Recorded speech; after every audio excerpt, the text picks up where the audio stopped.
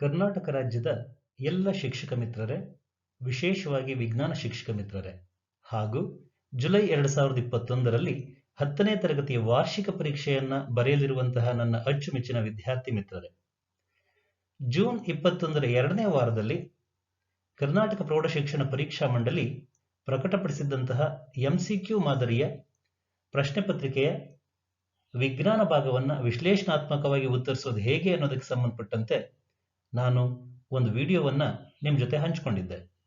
ತಾವೆಲ್ಲರೂ ಕೂಡ ಈ ವಿಡಿಯೋಗೆ ಅದ್ಭುತವಾದಂತಹ ಪ್ರತಿಕ್ರಿಯೆ ನೀಡಿದ್ದೀರಿ. ಇದಕ್ಕಾಗಿ ನಾನು ಖಂಡಿತವಾಗಲೂ ನಿಮಗೆ ಋಣಿಯಾಗಿದ್ದೇನೆ.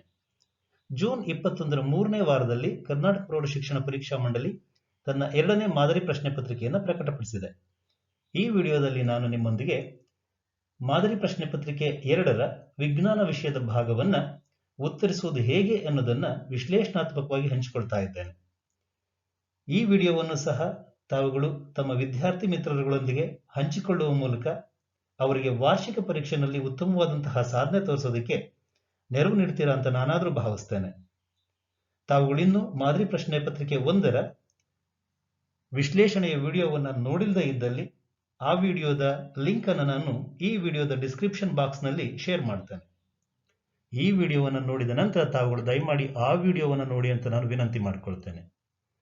ಹಾಗೆ ಮುಂದಿನ ದಿನಗಳಲ್ಲಿ ಇಂತಹದೇ ವಿಡಿಯೋಗಳಿಗಾಗಿ ದಯಮಾಡಿ ತಾವುಗಳು ನನ್ನ ಚಾನಲ್ ಅನ್ನು ಸಬ್ಸ್ಕ್ರೈಬ್ ಮಾಡಿ, ನೋಟಿಫಿಕೇಶನ್ಸ್ಗಾಗಿ ಬೆಲ್ ಐಕನ್ ಅನ್ನು ಪ್ರೆಸ್ ಮಾಡಿ. ಮುಂದಿನ ದಿನಗಳಲ್ಲಿ ಶೈಕ್ಷಣಿಕ ವಿಡಿಯೋಗಳಿಗಾಗಿ ನಾನು ನಿಮ್ಮಿಂದ ಸಲಹೆ ಸೂಚನೆಗಳ ನಿರೀಕ್ಷೆಯಲ್ಲಿದ್ದೇನೆ ಮಿತ್ರರೇ. ಮಾದರಿ ಪ್ರಶ್ನೆ ಪತ್ರಿಕೆ 2ರ ವಿಜ್ಞಾನ ಭಾಗವನ್ನ ವಿಶ್ಲೇಷಣಾತ್ಮಕವಾಗಿ ಉತ್ತರಿಸೋದು ಹೇಗೆ ಅನ್ನೋದನ್ನ ನಾನು ನನ್ನ ಚರ್ಚೆಯಲ್ಲಿ ಮುಂದುವರಿಸ್ತೇನೆ. ನಿಮ್ಮಲ್ಲಿ ನನ್ನ ವಿನಂತಿ ಏನಂದ್ರೆ ಈ ವಿಡಿಯೋವನ್ನ ಪೂರ್ಣವಾಗಿ ನೋಡಿ. ಯಾಕೆಂತಂದ್ರೆ ಪ್ರತಿ ಪ್ರಶ್ನೆಯ ಜೊತೆಗೆ ಸಂಬಂಧ ಇರತಕ್ಕಂತಹ ಇತರೆ ಪರಿಕಲ್ಪನೆಗಳನ್ನ ಕೂಡ ನಾನು ಈ ವಿಡಿಯೋದಲ್ಲಿ ಚರ್ಚೆ ಮಾಡಿದ್ದೇನೆ. ಬನ್ನಿ, ಸಮಯ ವ್ಯರ್ಥ ಮಾಡೋದು ಬೇಡ, ಪ್ರಶ್ನೆ ಪತ್ರಿಕೆ ವಿಶ್ಲೇಷಣೆಯನ್ನ ಮುಂದುವರಿಸೋಣ. ವಿದ್ಯಾರ್ಥಿ ಮಿತ್ರರೇ, ವಿಜ್ಞಾನ ಭಾಗದ ಪ್ರಶ್ನೆಗಳು ಪ್ರಶ್ನೆ ಸಂಖ್ಯೆ 41ರಿಂದ ಪ್ರಾರಂಭವಾಗಿ 80ರವರೆಗೂ ಇದೆ. ಕೋರ್ ಸಬ್ಜೆಕ್ಟ್ಗಳಾಗಿರುವಂತಹ ಗಣಿತ, ವಿಜ್ಞಾನ ಹಾಗೂ ಸಮಾಜ ವಿಜ್ಞಾನಗಳಿಗೆ ಒಂದೇ ಪ್ರಶ್ನೆ ಪತ್ರಿಕೆ ಇರುತ್ತೆ. ಬಹುಶಃ ಪ್ರತಿ ವಿಷಯಕ್ಕೆ ಪ್ರತ್ಯೇಕವಾಗಿ OMR ಅನ್ನ ಕೊಡಲಾಗುತ್ತೆ. ಈ ಚಿತ್ರದಲ್ಲಿ ಗಮನಿಸಿ, ಇದು ವಿಜ್ಞಾನ ವಿಷಯಕ್ಕೆ ಸಂಬಂಧಪಟ್ಟಂತೆ ಮಾದರಿಯಾಗಿ ನೀಡಿರತಕ್ಕಂತಹ OMR ಶೀಟ್ ಆಗಿದೆ. ಇದನ್ನು ಗಮನಿಸಿದಾಗ ಗೊತ್ತಾಗುವಂತಹ ಅಂಶ ಏನು ಅಂತಂದು ಹೇಳಿದ್ರೆ, ಬಹುತೇಕ ವಿದ್ಯಾರ್ಥಿಗೆ ಸಂಬಂಧಪಟ್ಟಂತಹ ಎಲ್ಲ ಮಾಹಿತಿಗಳು ಕೂಡ ಇದರಲ್ಲಿ ಪೂರ್ವ ಮುದ್ರಿತವಾಗಿ ಬಂದಿರುತ್ತೆ. ಹಾಗೂ ಪ್ರತಿ ಪ್ರಶ್ನೆಗೆ ಉತ್ತರಿಸೋದಕ್ಕಾಗಿ ಅಂದ್ರೆ ಶೇಡ್ ಮಾಡುವ ಮೂಲಕ ಉತ್ತರಿಸಲಿಕ್ಕಾಗಿ ABCD ಬಾಕ್ಸ್ ಗಳನ್ನು ನೀಡಲಾಗಿರುತ್ತೆ. ವಿದ್ಯಾರ್ಥಿ ಮಿತ್ರರೇ, ಉತ್ತರಿಸುವಾಗ ಬಹಳ ಎಚ್ಚರ ಇರಲಿ. ಕೆಲವೊಮ್ಮೆ ನೀವು ಎಲ್ಲ ಪ್ರಶ್ನೆಗಳಿಗೆ ಅನುಕ್ರಮವಾಗಿ ಉತ್ತರಿಸದೇ ಇರಬಹುದು. ಬೇರೆ ಬೇರೆ ಸಂಖ್ಯೆಯ ಪ್ರಶ್ನೆಗಳನ್ನು ನೀವು ಆಯ್ಕೆ ಮಾಡಿಕೊಂಡು ಉತ್ತರಿಸುವಾಗ ಉತ್ತರವನ್ನ ಶೇಡ್ ಮಾಡುವಾಗ ಯಾವ ಸಂಖ್ಯೆಯ ಪ್ರಶ್ನೆಗೆ ಉತ್ತರಿಸ್ತಾ ಇದ್ದೀರೋ ಆ ಸಂಖ್ಯೆಯ ಪ್ರಶ್ನೆಯ ಮುಂದಿನ ನಿಮ್ಮ ಆಯ್ಕೆಯ ಬಾಕ್ಸ್ ಅನ್ನ ಶೇಡ್ ಮಾಡಬೇಕಾಗುತ್ತೆ. ಇಲ್ಲದೆ ಹೋದಲ್ಲಿ ನಿಮ್ಮ ಉತ್ತರ ತಪ್ಪಾಗುತ್ತೆ. ಈ ಎಚ್ಚರ ನಿಮ್ಮ ಮನಸ್ಸಲ್ಲಿ ಇರಲಿ. ಮಾದರಿ ಪ್ರಶ್ನೆ ಪತ್ರಿಕೆ 2ರ ವಿಜ್ಞಾನ ಭಾಗದ ಮೊದಲನೇ ಪ್ರಶ್ನೆ ಅಂದ್ರೆ 41ನೇ ಪ್ರಶ್ನೆ ಹೀಗಿದೆ: ವಿದ್ಯುತ್ ಮಂಡಲ ಮತ್ತು ವಿದ್ಯುತ್ ಉಪಕರಣಗಳನ್ನು ರಕ್ಷಿಸಲು ಬಳಸುವ ಸುರಕ್ಷಾ ಸಾಧನ. Option A ammeter, B fuse, C ದಿಕ್ಪರಿವರ್ತಕ, ಡಿ ಗ್ಯಾಲೋನೋಮೀಟರ್. ಇದೇ ಪ್ರಶ್ನೆಯ ಇಂಗ್ಲಿಷ್ ಭಾಷಾಂತರ ಹೀಗಿದೆ: a safety device used to protect the electric circuit and electric appliances is. Option A ammeter, option B fuse, option C commutator, option D galvanometer. ಇನ್ನು ಸರಿಯಾದಂತಹ ಉತ್ತರವನ್ನ ಆಯ್ಕೆ ಮಾಡೋದಕ್ಕಾಗಿ ನಮ್ಗೆ ಈಗಾಗಲೇ ತಿಳಿದಿರೋ ಹಾಗೆ ಒಂದು ವಿದ್ಯುತ್ ಮಂಡಲದಲ್ಲಿರ್ತಕ್ಕಂತಹ ವಿದ್ಯುತ್ ಪ್ರವಾಹವನ್ನು ಅಳತೆ ಮಾಡಲಿಕ್ಕಾಗಿ ನಾವು ಆಮ್ಮೀಟರ್ನ ಬಳಸ್ತೇವೆ. ಹಾಗೆ ಒಂದು ವಿದ್ಯುತ್ ಮಂಡಲದಲ್ಲಿ ವಿದ್ಯುತ್ ಪ್ರವಾಹದ ದಿಕ್ಕನ್ನು ಪರಿವರ್ತನೆ ಮಾಡಲಿಕ್ಕಾಗಿ ಕಾಮುಟೇಟರ್ ಅಂದ್ರೆ ದಿಕ್ಪರಿವರ್ತಕವನ್ನು ಬಳಸ್ತೇವೆ.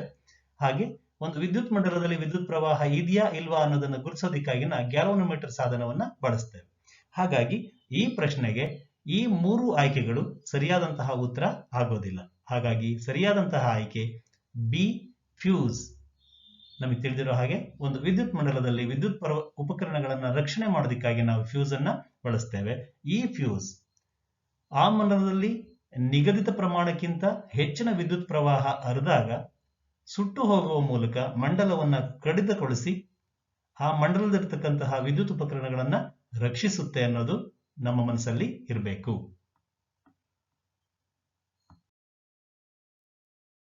41ನೇ ಪ್ರಶ್ನೆಗೆ ನಮ್ಮ ಆಯ್ಕೆ ಬಿ ಆಗಿದೆ. ಈಗ ಇದನ್ನು ಶೇಡ್ ಮಾಡೋದು ಹೇಗೆ ಅಂತ ನೋಡೋಣ. ಇಲ್ಲಿ 41ನೇ ಪ್ರಶ್ನೆ ಸಂಖ್ಯೆ ಇದೆ, ಆಪ್ಷನ್ ಬಿ ಇದೆ. ಈಗಾಗಲೇ ನಿಮಗೆ ಪ್ರಶ್ನೆ ಪತ್ರಿಕೆಯಲ್ಲಿ ಸೂಚನೆಯನ್ನು ನೀಡಲಾಗಿರುತ್ತೆ.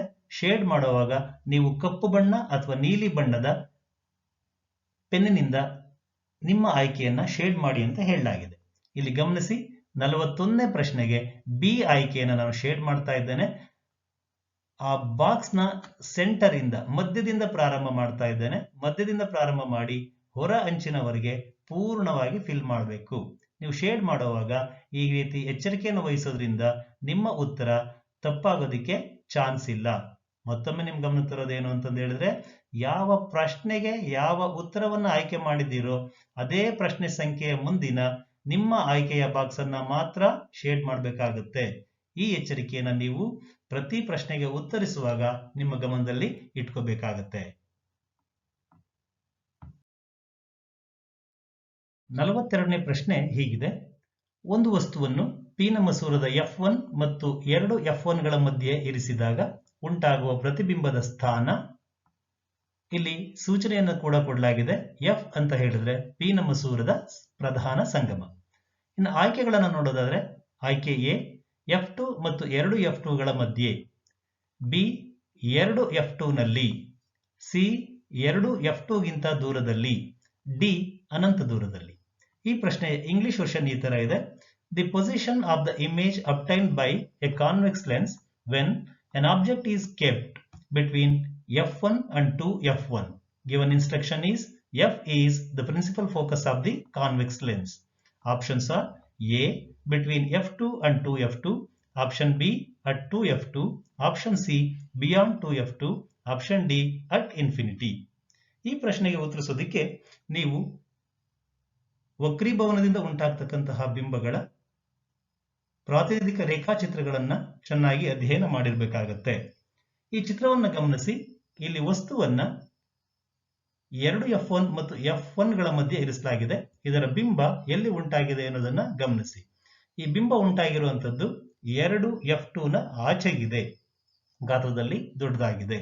ಹಾಗಾಗಿ ನಾವು ಈ ಪ್ರಶ್ನೆಗೆ ಆಯ್ಕೆ ಮಾಡ್ಕೋಬೇಕಾಗಿರ್ತಕ್ಕಂಥ ಉತ್ತರ ಆಪ್ಷನ್ ಸಿ 2 F2ಗಿಂತ ದೂರದಲ್ಲಿ. ಇನ್ನು ಈ ರೀತಿಯ ಪ್ರಶ್ನೆಗಳಿಗೆ ಉತ್ತರಿಸೋದಕ್ಕಾಗಿ ನೀವು ಪಠ್ಯಪುಸ್ತಕದಲ್ಲಿ ನೀಡಿರ್ತಕ್ಕಂತಹ ವಕ್ರೀಭವನದಿಂದ ಉಂಟಾಗ್ತಕ್ಕಂತಹ, ವಿಶೇಷವಾಗಿ ಮಸೂರಗಳ ಮೂಲಕ ಬೆಳಕಿನ ವಕ್ರೀಭವನದಿಂದ ಉಂಟಾಗ್ತಕ್ಕಂತಹ ಬಿಂಬಗಳ ಎಲ್ಲಾ ರೇಖಾಚಿತ್ರಗಳನ್ನ ಚೆನ್ನಾಗಿ ಅಧ್ಯಯನ ಮಾಡ್ಕೊಂಡಿರಿ, ಮನನ ಮಾಡ್ಕೊಂಡಿರಿ.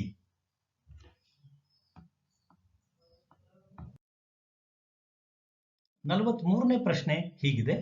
ವಿದ್ಯುತ್ ಉತ್ಪಾದಿಸಲು ಟರ್ಬೈನ್ ಅನ್ನು ಉಪಯೋಗಿಸದೇ ಇರುವ ವಿದ್ಯುತ್ ಸ್ಥಾವರ.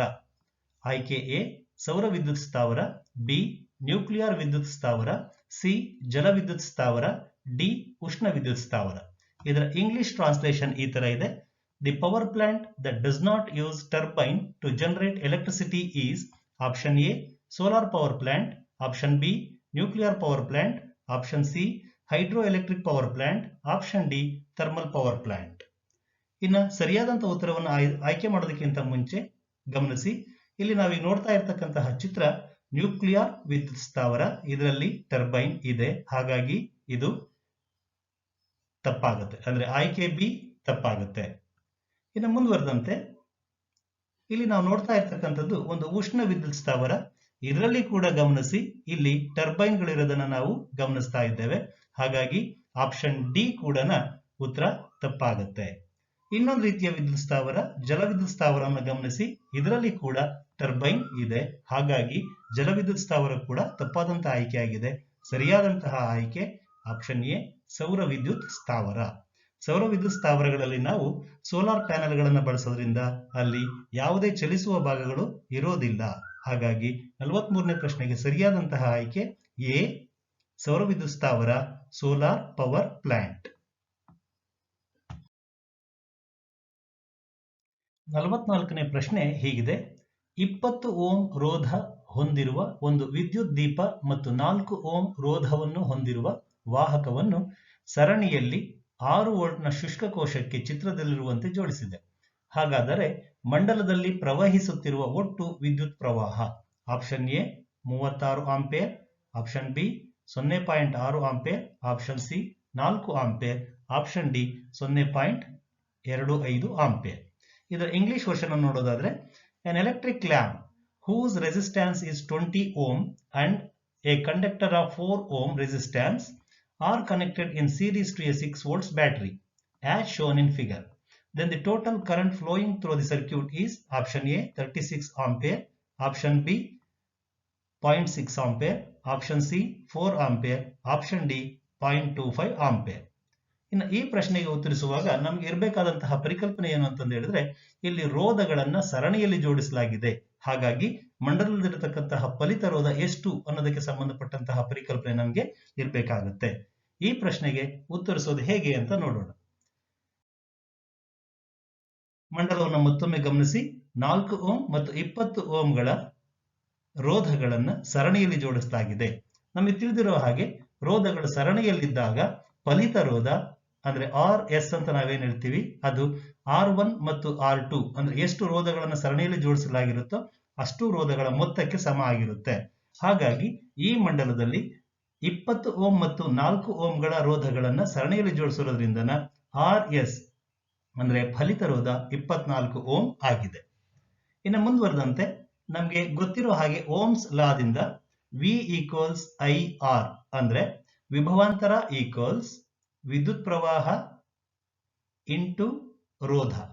ಈ ಸಮೀಕರಣವನ್ನ ನಾವು ಮರುಹೊಂದಿಸಿ ಬರೆದಾಗ I equals V by R ಆಗುತ್ತೆ. ಅಂದ್ರೆ ವಿದ್ಯುತ್ ಪ್ರವಾಹ ಈಕ್ವಲ್ಸ್ ವಿಭವಾಂತರ ಡಿವೈಡೆಡ್ ಬೈ ರೋಧ ಆಗಿದೆ.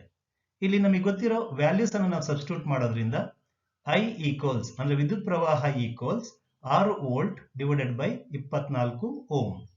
ಇನ್ನ ನಮಗೆ ಸಿಗ್ತಕ್ಕಂತಹ ಉತ್ತರ I ಈಕ್ವಲ್ಸ್ 0.25 ಆಂಪೇರ್.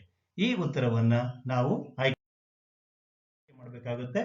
ಇದರಲ್ಲಿ ಇರ್ತಕ್ಕಂತಹ ಆಯ್ಕೆ ಆಪ್ಷನ್ ಡಿ 0.25 ಆಂಪೇರ್. ಮುಂದಿನ ಪ್ರಶ್ನೆಗೆ ಹೋಗೋಣ. ಮುಂದಿನ ಪ್ರಶ್ನೆ ಹೀಗಿದೆ: ಫ್ಲೆಮಿಂಗ್ನ ಬಲಗೈ ನಿಯಮದಲ್ಲಿ ಮಧ್ಯದ ಬೆರಳು ಸೂಚಿಸುವುದು? ಆಯ್ಕೆ ಎ ವಾಹಕದಲ್ಲಿ ಪ್ರೇರಿತ ವಿದ್ಯುತ್ ಪ್ರವಾಹದ ದಿಕ್ಕು, ಆಯ್ಕೆ ಬಿ ವಾಹಕದ ಚಲನೆಯ ದಿಕ್ಕು, ಆಯ್ಕೆ ಸಿ ಕಾಂತಕ್ಷೇತ್ರದ ದಿಕ್ಕು, ಆಯ್ಕೆ ಡಿ ವಿದ್ಯುತ್ ಪ್ರವಾಹದ ದಿಕ್ಕು. ಇದರ ಇಂಗ್ಲಿಷ್ ಭಾಷಾಂತರ ನೋಡೋದಾದ್ರೆ, in Fleming's right hand rule middle finger indicates direction of the A electric current induced in a conductor, B movement of the conductor, C magnetic field, D electric current. ಇನ್ನು ಈ ಪ್ರಶ್ನೆಗೆ ಉತ್ತರಿಸೋದಕ್ಕಿಂತ ಮುಂಚೆ ನಮಗಿರಬೇಕಾದಂತಹ ಪರಿಕಲ್ಪನೆ ಏನು ಅಂತಂದು ಹೇಳಿದ್ರೆ, ಫ್ಲೆಮಿಂಗನ ಬಲಗೈ ನಿಯಮ ಡೈನಮೋ ಅಥವಾ ವಿದ್ಯುತ್ ಜನಕದ ನಿಯಮ ಆಗಿದೆ. ಇದರಲ್ಲಿ ಬಲಗೈನ ಹೆಬ್ಬೆರಳು, ತೋರು ಬೆರಳು ಮತ್ತು ಮಧ್ಯದ ಬೆರಳುಗಳನ್ನ ಪರಸ್ಪರ ಲಂಬವಾಗಿ ಹಿಡಿದಾಗ ವಿದ್ಯುತ್ ಕಾಂತೀಯ ಪ್ರೇರಣೆಗೆ ಸಂಬಂಧಪಟ್ಟಂತೆ ಯಾವ್ಯಾವ ಬೆರಳು ಯಾವ್ಯಾವ ಅಂಶಗಳನ್ನು ಪ್ರತಿನಿಧಿಸುತ್ತೆ ಅನ್ನೋದು ನಮಗೆ ಗೊತ್ತಿರಬೇಕಾಗುತ್ತೆ. ಗಮನಿಸಿ, ಹೆಬ್ಬೆರಳು ಯಾವ ದಿಕ್ಕಿನಲ್ಲಿ ವಾಹಕ ಚಲಿಸುತ್ತೋ ಅದನ್ನ ತೋರಿಸಿದ್ರೆ, ತೋರು ಬೆರಳು ಕಾಂತಕ್ಷೇತ್ರದ ದಿಕ್ಕನ್ನ ಹಾಗೂ ಮಧ್ಯದ ಬೆರಳು ಪ್ರೇರಿತ ವಿದ್ಯುತ್ ಪ್ರವಾಹದ ದಿಕ್ಕನ್ನು ಸೂಚಿಸುತ್ತೆ. ಹಾಗಾಗಿ ಈ ಪ್ರಶ್ನೆಗೆ ನಮಗೆ ನಾವು ಆಯ್ಕೆ ಮಾಡಬೇಕಾಗಿರ್ತಕ್ಕಂತಹ ಸರಿಯಾದ ಉತ್ತರ ಆಪ್ಷನ್ ಎ ವಾಹಕದಲ್ಲಿ ಪ್ರೇರಿತ ವಿದ್ಯುತ್ ಪ್ರವಾಹದ ದಿಕ್ಕು. ಮುಂದಿನ ಪ್ರಶ್ನೆಗೆ ಹೋಗ್ಬಿಡೋಣ. 46ನೇ ಪ್ರಶ್ನೆ ಹೀಗಿದೆ: ಕೆಳಗಿನ ಕೋಷ್ಟಕವನ್ನ ಗಮನಿಸಿ. ಕೋಷ್ಟಕದಲ್ಲಿ 2 ಕಾಲಂಗಳಿದೆ. ಮೊದಲನೇ ಕಾಲಂ ಅಲ್ಲಿ ದ್ರವ್ಯ ಮಾಧ್ಯಮ ಹಾಗೂ ಎರಡನೇ ಕಾಲಂ ಅಲ್ಲಿ ಆ ದ್ರವ್ಯ ಮಾಧ್ಯಮದ ವಕ್ರಭವನ ಸೂಚ್ಯಂಕಗಳನ್ನು ನೀಡಲಾಗಿದೆ. P 1.52, Q 1.44, R 2.42, S 1.33. ಯಾವ ದ್ರವ್ಯ ಮಾಧ್ಯಮದಲ್ಲಿ ಬೆಳಕಿನ ವೇಗ ಅತ್ಯಂತ ಹೆಚ್ಚು? ಆಯ್ಕೆ ಎ Q, ಆಯ್ಕೆ ಬಿ S, ಆಯ್ಕೆ ಸಿ R, ಆಯ್ಕೆ ಡಿ P. ಇದೇ ಪ್ರಶ್ನೆಯ ಇಂಗ್ಲಿಷ್ ಭಾಷಾಂತರವನ್ನು ನೋಡೋದಾದ್ರೆ, observe the following table. In the table, 2 columns are there. In the first column, material medium is given, and in the second column, refractive indexes are given. For P 1.52, for Q 1.44, for R 2.42, for S 1.33. In which material medium speed of light is very high? Option A Q, option B S, option C R, option D P. ಇನ್ನು ಈ ಪ್ರಶ್ನೆಗೆ ಉತ್ತರಿಸಬೇಕು ಅಂತ ಹೇಳಿದ್ರೆ ನಮಗೆ ವಕ್ರೀಭವನ ಸೂಚ್ಯಂಕ ಅಂದ್ರೆ ಏನು ಅಂತ ಗೊತ್ತಿರಬೇಕು. ವಕ್ರೀಭವನ ಸೂಚ್ಯಂಕ ಅನ್ನೋದು ನಿರ್ವಾತ ಅಥವಾ ಗಾಳಿಯಲ್ಲಿ ಬೆಳಕಿನ ವೇಗ ಮತ್ತು ಮಾಧ್ಯಮದಲ್ಲಿ ಬೆಳಕಿನ ವೇಗಗಳ ನಡುವಿನ ಅನುಪಾತ ಆಗಿರುತ್ತೆ. ಈ ಅನುಪಾತವನ್ನು ಗಮನಿಸಿದಾಗ ನಮಗೆ ಗೊತ್ತಾಗೋದೇನು ಅಂತಂದು ಹೇಳಿದ್ರೆ, ಮಾಧ್ಯಮದಲ್ಲಿ ಬೆಳಕಿನ ವೇಗ ಹೆಚ್ಚಾದ್ರೆ ವಕ್ರೀಭವನ ಸೂಚ್ಯಂಕ ಕಡಿಮೆ ಆಗುತ್ತೆ. ಮಾಧ್ಯಮದಲ್ಲಿ ಬೆಳಕಿನ ವೇಗ ಕಡಿಮೆ ಆದ್ರೆ ವಕ್ರೀಭವನ ಸೂಚ್ಯಂಕ ಜಾಸ್ತಿ ಆಗುತ್ತೆ. ಹಾಗಾಗಿ ಯಾವ ಮಾಧ್ಯಮದ ವಕ್ರೀಭವನ ಸೂಚ್ಯಂಕ ಕಡಿಮೆ ಇರುತ್ತೋ ಅದರಲ್ಲಿ ಬೆಳಕಿನ ವೇಗ ಜಾಸ್ತಿ ಇರುತ್ತೆ. ಇಲ್ಲಿ ಕೊಟ್ಟಿರ್ತಕ್ಕಂತಹ ಮಾಧ್ಯಮಗಳ ವಕ್ರೀಭವನ ಸೂಚ್ಯಂಕಗಳನ್ನ ಗಮನಿಸಿದಾಗ ಎಸ್ ಮಾಧ್ಯಮದ ವಕ್ರೀಭವನ ಸೂಚ್ಯಂಕ ಅತ್ಯಂತ ಕಡಿಮೆ ಇದೆ. ಹಾಗಾಗಿ ಎಸ್ ಮಾಧ್ಯಮವನ್ನು ಸೂಚಿಸಿರ್ತಕ್ಕಂತಹ ಆಯ್ಕೆ ಆಪ್ಷನ್ ಬಿ ಈ ಪ್ರಶ್ನೆಗೆ ಸರಿಯಾದಂತಹ ಉತ್ತರ ಆಗುತ್ತೆ. ಮುಂದಿನ ಪ್ರಶ್ನೆ 47ನೇ ಪ್ರಶ್ನೆ. ತಾಮ್ರದ ಆಯತಾಕಾರದ ಸುರುಳಿಯನ್ನು ಕಾಂತಕ್ಷೇತ್ರದಲ್ಲಿ ತಿರುಗಿಸಿದಾಗ ಪ್ರೇರಿತ ವಿದ್ಯುತ್ ಪ್ರವಾಹದ ದಿಕ್ಕು ಪ್ರತಿ ಬಾರಿ ಬದಲಾಗುವುದು. ಆಯ್ಕೆ ಎ 2 ಸುತ್ತುಗಳಿಗೊಮ್ಮೆ, ಆಯ್ಕೆ ಬಿ 1 ಸುತ್ತಿಗೊಮ್ಮೆ, ಆಯ್ಕೆ ಸಿ ಅರ್ಧ ಸುತ್ತಿಗೊಮ್ಮೆ, ಆಯ್ಕೆ ಡಿ 4ನೇ 1 ಸುತ್ತಿಗೊಮ್ಮೆ. ಇದರ ಇಂಗ್ಲಿಷ್ ಭಾಷಾಂತರ ಹೀಗಿದೆ: A rectangular coil of copper wire is rotated in a magnetic field. The direction of induced current changes once in each. Option A 2 revolutions, option B 1 revolution, option C half revolution, option D 1/4 revolution. ಈ ಚಿತ್ರವನ್ನು ಗಮನಿಸಿ. ಇದು dynamo ಚಿತ್ರ ಆಗಿದೆ. ಈ dynamo ಚಿತ್ರದಲ್ಲಿ ಸ್ಥಿರವಾಗಿರ್ತಕ್ಕಂತಹ 2 ಕಾಂತ ಧ್ರುವಗಳ ನಡುವೆ ನಾವು ಆಯತಾಕಾರದ ವಾಹಕ ಸುರುಳಿಯನ್ನ ಚಲಿಸುವಂತೆ ಮಾಡ್ತಾ ಇದ್ದೇವೆ. ಆಗ ಯಾಂತ್ರಿಕ ಶಕ್ತಿ ವಿದ್ಯುತ್ ಶಕ್ತಿಯಾಗಿ ಪರಿವರ್ತನೆ ಆಗ್ತಾ ಇದೆ. ಯಾಕಂತಂದು ಹೇಳಿದ್ರೆ ಪೂರ್ಣ ಮಂಡಲಕ್ಕೆ ಲಗತ್ತಾಗಿರ್ತಕ್ಕಂತಹ ಕಾಂತಕ್ಷೇತ್ರ ಇಲ್ಲಿ ನಿರಂತರವಾಗಿ ಬದಲಾಗ್ತಾ ಇರೋದ್ರಿಂದ ಈ ವಾಹಕದಲ್ಲಿ ಪ್ರೇರಿತ ವಿದ್ಯುತ್ ಚಾಲಕ ಬಲ ಅಂದ್ರೆ ಪ್ರೇರಿತ ವಿದ್ಯುತ್ ಪ್ರವಾಹ ಉಂಟಾಗುತ್ತೆ. ಗಮನಿಸಿ, ಇಲ್ಲಿ ಈ ಆಯತಾಕಾರದ ಸುರುಳಿ ಸ್ಥಿರವಾದ ಕಾಂತಕ್ಷೇತ್ರದಲ್ಲಿ ಸುತ್ತುತ್ತಾ ಇರುವಾಗ ಪ್ರತಿ ಅರ್ಧ ಸುತ್ತಿಗೊಮ್ಮೆ ವಿದ್ಯುತ್ ಪ್ರವಾಹದ ದಿಕ್ಕು ಬದಲಾಗ್ತಾ ಇದೆ ಅನ್ನೋದನ್ನು ನಾವು ಗಮನಿಸಬಹುದು. ಹಾಗಾಗಿ 47ನೇ ಪ್ರಶ್ನೆಗೆ ಸರಿಯಾದಂತಹ ಆಯ್ಕೆ ಆಪ್ಷನ್ ಸಿ ಪ್ರತಿ ಅರ್ಧ ಸುತ್ತಿಗೊಮ್ಮೆ. ಮುಂದಿನ ಪ್ರಶ್ನೆಗೆ ಹೋಗೋಣ. 48ನೇ ಪ್ರಶ್ನೆ ಹೀಗಿದೆ: ಜೈವಿಕ ಅನಿಲದ ಪ್ರಧಾನ ಘಟಕ. ಆಯ್ಕೆ ಎ ಈಥೇನ್, ಆಯ್ಕೆ ಬಿ ಮೀಥೇನ್, ಆಯ್ಕೆ ಸಿ ಬ್ಯೂಟೇನ್, ಆಯ್ಕೆ ಡಿ ಪ್ರೋಪೇನ್. ಇದರ ಇಂಗ್ಲಿಷ್ ವರ್ಷನ್ ಹೀಗಿದೆ: A major component of biogas is option A ethane, option B methane, option C butane, option D propane. ಈ ಪ್ರಶ್ನೆಗೆ ನಾವು ನಮ್ಮ ತಿಳುವಳಿಕೆಯಿಂದಲೇ ಉತ್ತರಿಸಬೇಕಾಗುತ್ತೆ, ನೆನಪಿನ ಶಕ್ತಿಯಿಂದ ಉತ್ತರಿಸಬೇಕಾಗುತ್ತೆ. ಜೈವಿಕ ಅನಿಲದ ಪ್ರಧಾನ ಘಟಕ ಆಯ್ಕೆ ಬಿ ಮೀಥೇನ್. ಮುಂದಿನ ಪ್ರಶ್ನೆಗೆ ಹೋಗೋಣ.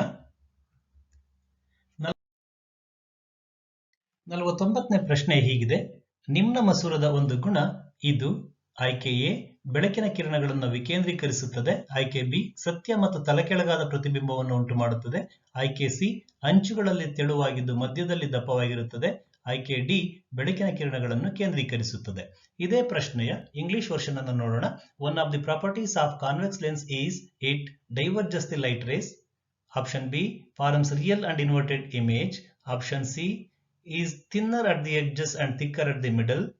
Option D converges the light rays. ಈ ರೀತಿಯ ಪ್ರಶ್ನೆಗೆ ಉತ್ತರಿಸುವಾಗ ನಾವು ನಮ್ಮ ನೆನಪಿನ ಶಕ್ತಿಯಿಂದ ಕೂಡ ಉತ್ತರಿಸಬಹುದು. ಚಿತ್ರಗಳನ್ನು ಚೆನ್ನಾಗಿ ಅಧ್ಯಯನ ಮಾಡಿದ್ರೆ ನಮ್ಮ ನೆನಪಿನ ಶಕ್ತಿ ಇನ್ನೂ ಹೆಚ್ಚಾಗುತ್ತೆ ಅನ್ನೋದು ನನ್ನ ಅಭಿಮತ ಆಗಿದೆ.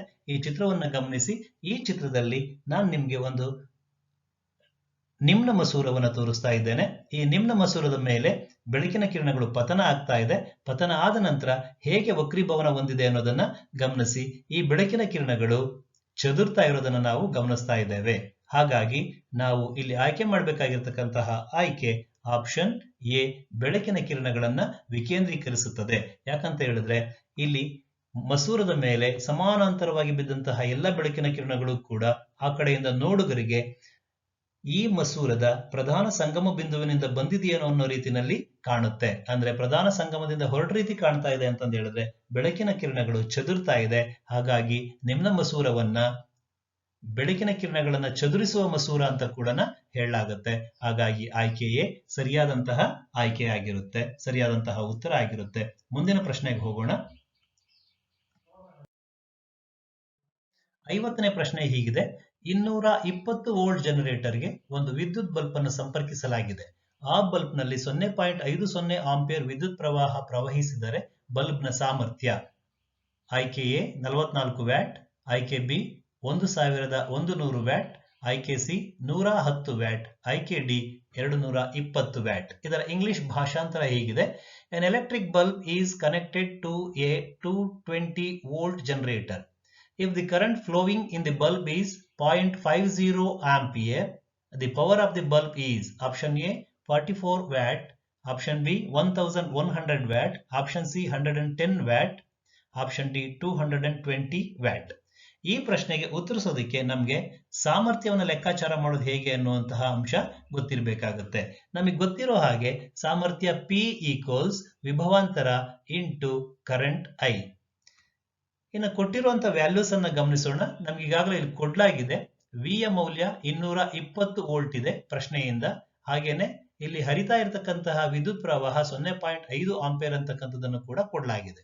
ಹಾಗಾಗಿ ಇಲ್ಲಿ ನಮಗೆ ಸಿಗ್ತಕ್ಕಂತಹ ಸಾಮರ್ಥ್ಯ ಎಷ್ಟು ಅಂತ ನೋಡೋದಾದ್ರೆ ಅದು 110 ಜೌಲ್ ಪರ್ ಸೆಕೆಂಡ್ ಆಗಿರುತ್ತೆ.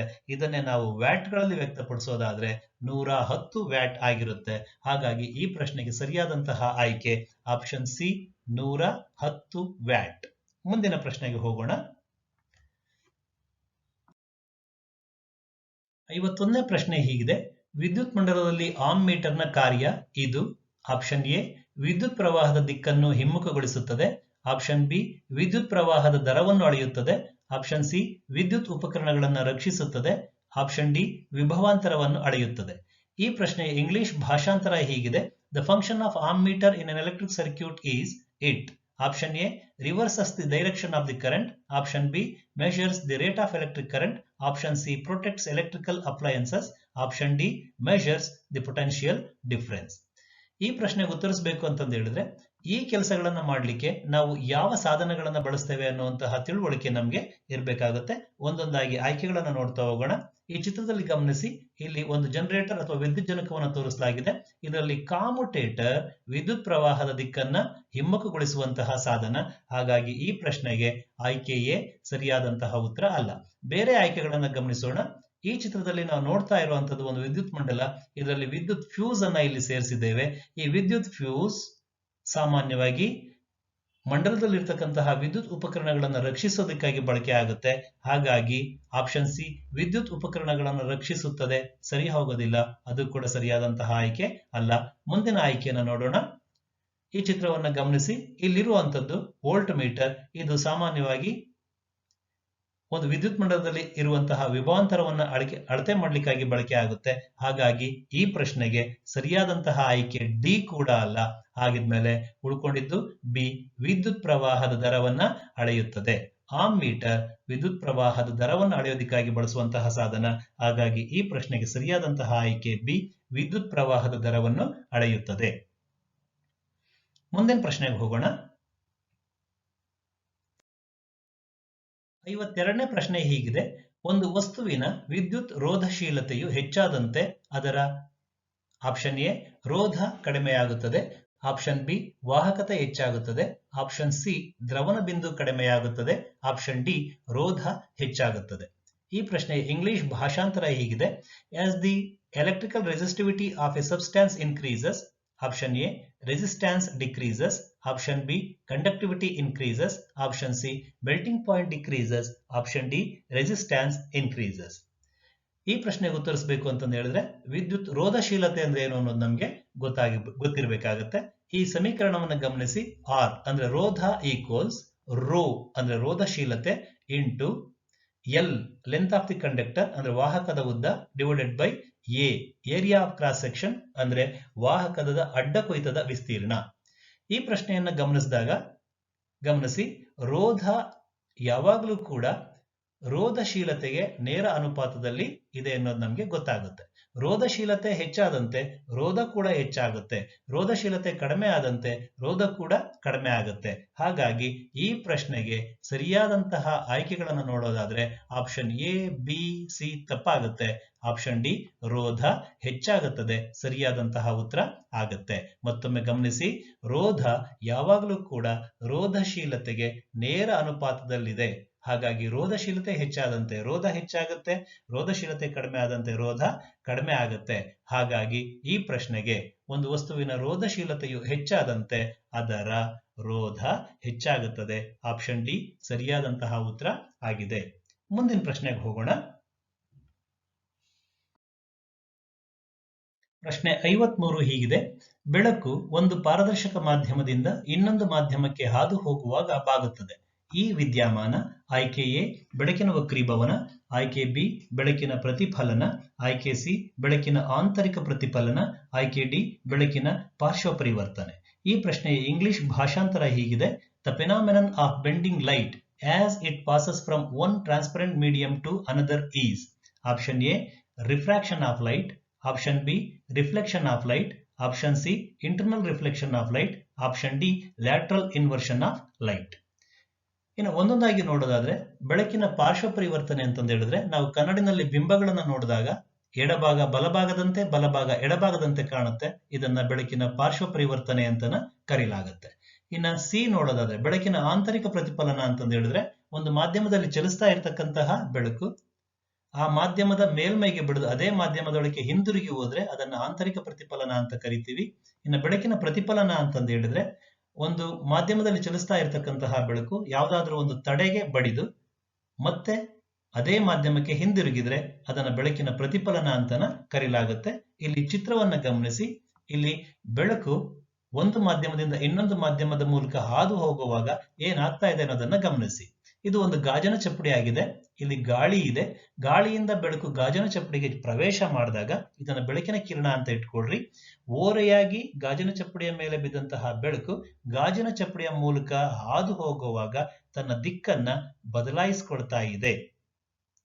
ಬೆಳಕಿನ ಈ ವಿದ್ಯಮಾನವನ್ನ ನಾವು ಬೆಳಕಿನ ವಕ್ರೀಭವನ ಅಂತನ ಕರಿತೀವಿ. ಹಾಗಾಗಿ ಈ ಪ್ರಶ್ನೆಗೆ ಸರಿಯಾದಂತಹ ಆಯ್ಕೆ ಆಪ್ಷನ್ ಎ ಬೆಳಕಿನ ವಕ್ರೀಭವನ.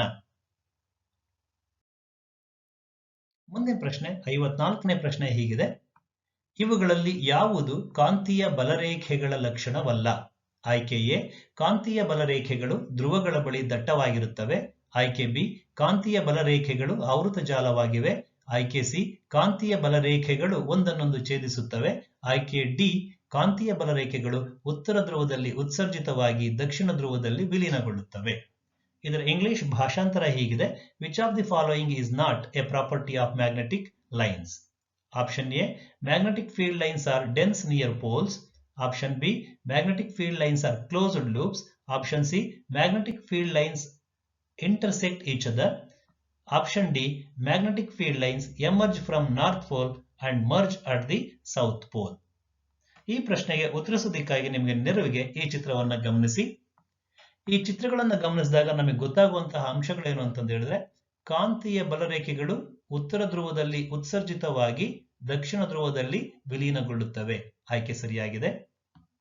ಆಯ್ಕೆ ಬಿ ನೋಡಿ, ಕಾಂತೀಯ ಬಲರೇಖೆಗಳು ಆವೃತ ಜಾಲಗಳಾಗಿವೆ. ಚಿತ್ರವನ್ನು ಗಮನಿಸಿ, ಅವು ಆವೃತ ಜಾಲಗಳಾಗಿರೋದು ನಮಗೆ ಗೊತ್ತಾಗ್ತಾ ಇದೆ. ಆಯ್ಕೆ ಎ ಕಾಂತೀಯ ಬಲರೇಖೆಗಳು ಧ್ರುವಗಳ ಬಳಿ ದಟ್ಟವಾಗಿರುತ್ತವೆ. ಅದು ಕೂಡ ಸರಿಯಾದಂತಹ ಉತ್ತರ ಆಗಿದೆ. ಧ್ರುವಗಳ ಬಳಿ ಅವುಗಳ ದಟ್ಟಣೆ ಜಾಸ್ತಿ, ದೂರ ಹೋದಂತೆ ಅವುಗಳ ನಡುವಿನ ಅಂತರ ಕೂಡ ಜಾಸ್ತಿ ಆಗ್ತಾ ಹೋಗುತ್ತೆ. ಈ ಪ್ರಶ್ನೆ ಕೇಳಿರುವಂತದ್ದು ಏನು ಅಂತಂದು ಹೇಳಿದ್ರೆ, ಕಾಂತೀಯ ಬಲರೇಖೆಗಳ ಲಕ್ಷಣ ಅಲ್ಲದ್ದು ಯಾವುದು ಅಂತ ಹೇಳಿ ಈ ಚಿತ್ರಗಳನ್ನು ಗಮನಿಸಿ. ಯಾವುದೇ ಕಾಂತೀಯ ಬಲರೇಖೆ ಒಂದನ್ನೊಂದು ಛೇದಿಸೋದಿಲ್ಲ. ಹಾಗಾಗಿ ಈ ಪ್ರಶ್ನೆಗೆ ಸರಿಯಾದಂತಹ ಆಯ್ಕೆ ಸಿ ಕಾಂತೀಯ ಬಲರೇಖೆಗಳು ಒಂದನ್ನೊಂದು ಛೇದಿಸುತ್ತವೆ. ಗಮನಿಸಿ, ಇಲ್ಲಿ ಲಕ್ಷಣವಲ್ಲ ಅಂತ ಕೇಳಿದರೆ, ಹಾಗಾಗಿ ಛೇದಿಸುತ್ತವೆ ಅನ್ನೋದು ತಪ್ಪಾಗುತ್ತೆ. ಹಾಗಾಗಿ ಈ ಪ್ರಶ್ನೆಗೆ ಸರಿಯಾದಂತಹ ಉತ್ತರ ಆಯ್ಕೆ ಸಿ ಕಾಂತೀಯ ಬಲರೇಖೆಗಳು ಒಂದನ್ನೊಂದು ಛೇದಿಸುತ್ತವೆ ಅನ್ನುವಂಥದ್ದು ಲಕ್ಷಣ ಅಲ್ಲ. Option C magnetic field lines intersect each other is not A characteristic of magnetic lines of force. ಮುಂದಿನ ಪ್ರಶ್ನೆಗೆ ಹೋಗ್ಬಿಡೋಣ. 55ನೇ ಪ್ರಶ್ನೆ ಹೀಗಿದೆ: ತಾಮ್ರವನ್ನು ಗಾಳಿಯಲ್ಲಿ ದೀರ್ಘಕಾಲದವರೆಗೆ ಇರಿಸಿದಾಗ ಹಸಿರು ಪದರವನ್ನು ಪಡೆದುಕೊಳ್ಳುತ್ತದೆ, ಏಕೆಂದರೆ ಅದು ಪ್ರತಿವರ್ತಿಸುವುದು ಆಯ್ಕೆ ಎ ಸಲ್ಫರ್ನೊಂದಿಗೆ, ಆಯ್ಕೆ ಬಿ ನೈಟ್ರೋಜನ್ನೊಂದಿಗೆ, ಆಯ್ಕೆ ಸಿ ತೇವಪೂರಿತ ಆಕ್ಸಿಜನ್ನೊಂದಿಗೆ, ಆಯ್ಕೆ ಡಿ ತೇವಪೂರಿತ ಕಾರ್ಬನ್ ಡೈ ಆಕ್ಸೈಡ್ನೊಂದಿಗೆ. ಇದಕ್ಕೆ ಸರಿಯಾದಂತಹ ಉತ್ತರ ಆಯ್ಕೆ ಡಿ ತೇವಪೂರಿತ ಕಾರ್ಬನ್ ಡೈ ಆಕ್ಸೈಡ್ನೊಂದಿಗೆ. ತಾಮ್ರ ಸಾಮಾನ್ಯವಾಗಿ ಸಲ್ಫರ್ನೊಂದಿಗೆ ಬೇಗ ವರ್ತಿಸೋದಿಲ್ಲ, ನೈಟ್ರೋಜನ್ನೊಂದಿಗೆ ಬೇಗ ವರ್ತಿಸೋದಿಲ್ಲ. ಆಕ್ಸಿಜನ್ನೊಂದಿಗೆ ವರ್ತಿಸಬೇಕು ಅಂತ ಹೇಳಿದ್ರೆ ತಾಪ ಸ್ವಲ್ಪ ಜಾಸ್ತಿ ಬೇಕಾಗತ್ತೆ.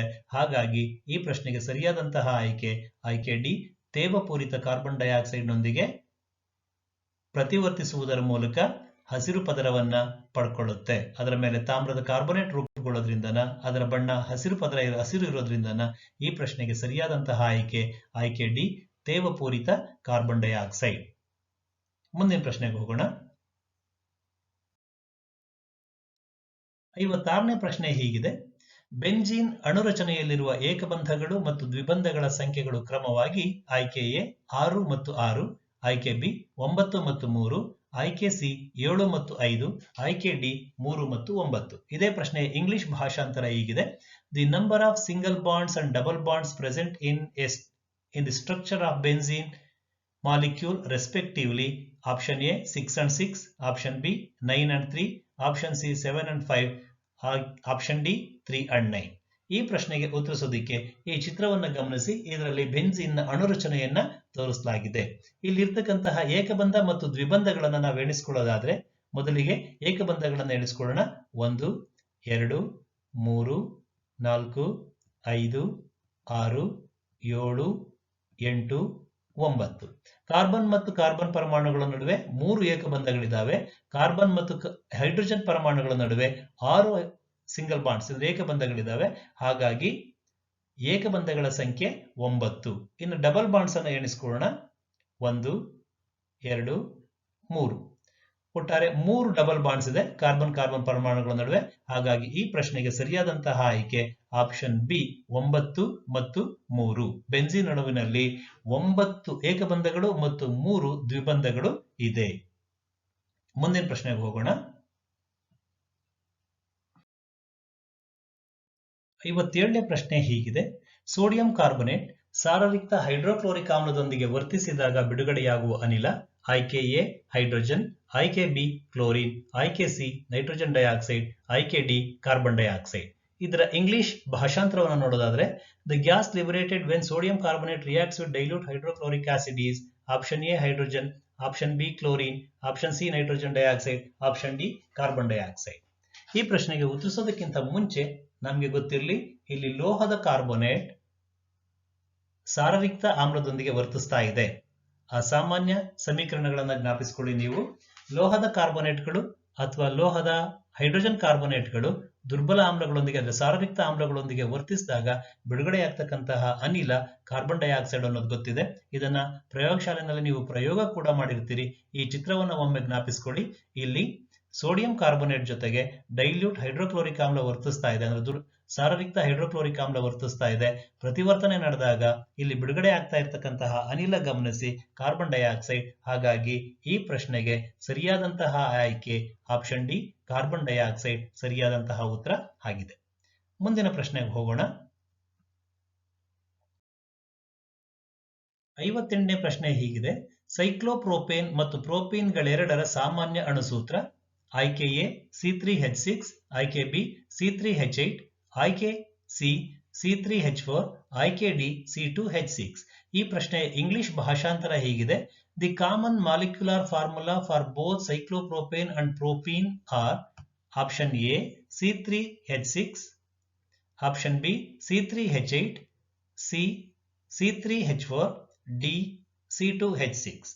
ಇನ್ನು ಈ ಪ್ರಶ್ನೆಗೆ ಉತ್ತರಿಸೋದಕ್ಕಿಂತ ಮುಂಚೆ ನಾವು ನಮ್ಮ ಅಧ್ಯಯನದಲ್ಲಿ ತಿಳ್ಕೊಂಡಿರೋ ಹಾಗೆ ಆಲ್ಕೇನ್ಗಳು ಮತ್ತು ಸೈಕ್ಲೋ ಆಲ್ಕೇನ್ಗಳ ಅಣುಸೂತ್ರ ಒಂದೇ ರೀತಿ ಇರುತ್ತೆ, ಆದರೆ ರಚನಾ ಸೂತ್ರ ಬೇರೆ ಇರುತ್ತೆ. ಅವೆರಡಕ್ಕೂ ಇರತಕ್ಕಂತಹ ಕಾಮನ್ ಫಾರ್ಮುಲಾ ಒಂದೇ ಆಗಿರುತ್ತೆ, CnH2n ಅನ್ನೋದು. ಜೊತೆಗೆ ಇಲ್ಲಿ ಕೇಳಿರ್ತಕ್ಕಂತಹ ಅಣುಗಳಿಗೆ ರಚನಾ ಸೂತ್ರಗಳನ್ನು ಗಮನಿಸೋಣ. ಇದನ್ನ ಗಮನಿಸಿ, ಇದು ಸೈಕ್ಲೋಪ್ರೋಪೇನ್. ಇನ್ನೊಂದು ಚಿತ್ರವನ್ನು ಗಮನಿಸಿ, ಇದು ಪ್ರೋಪೀನ್ ಆಗಿದೆ. ಚಿತ್ರವನ್ನು ಗಮನಿಸಿ,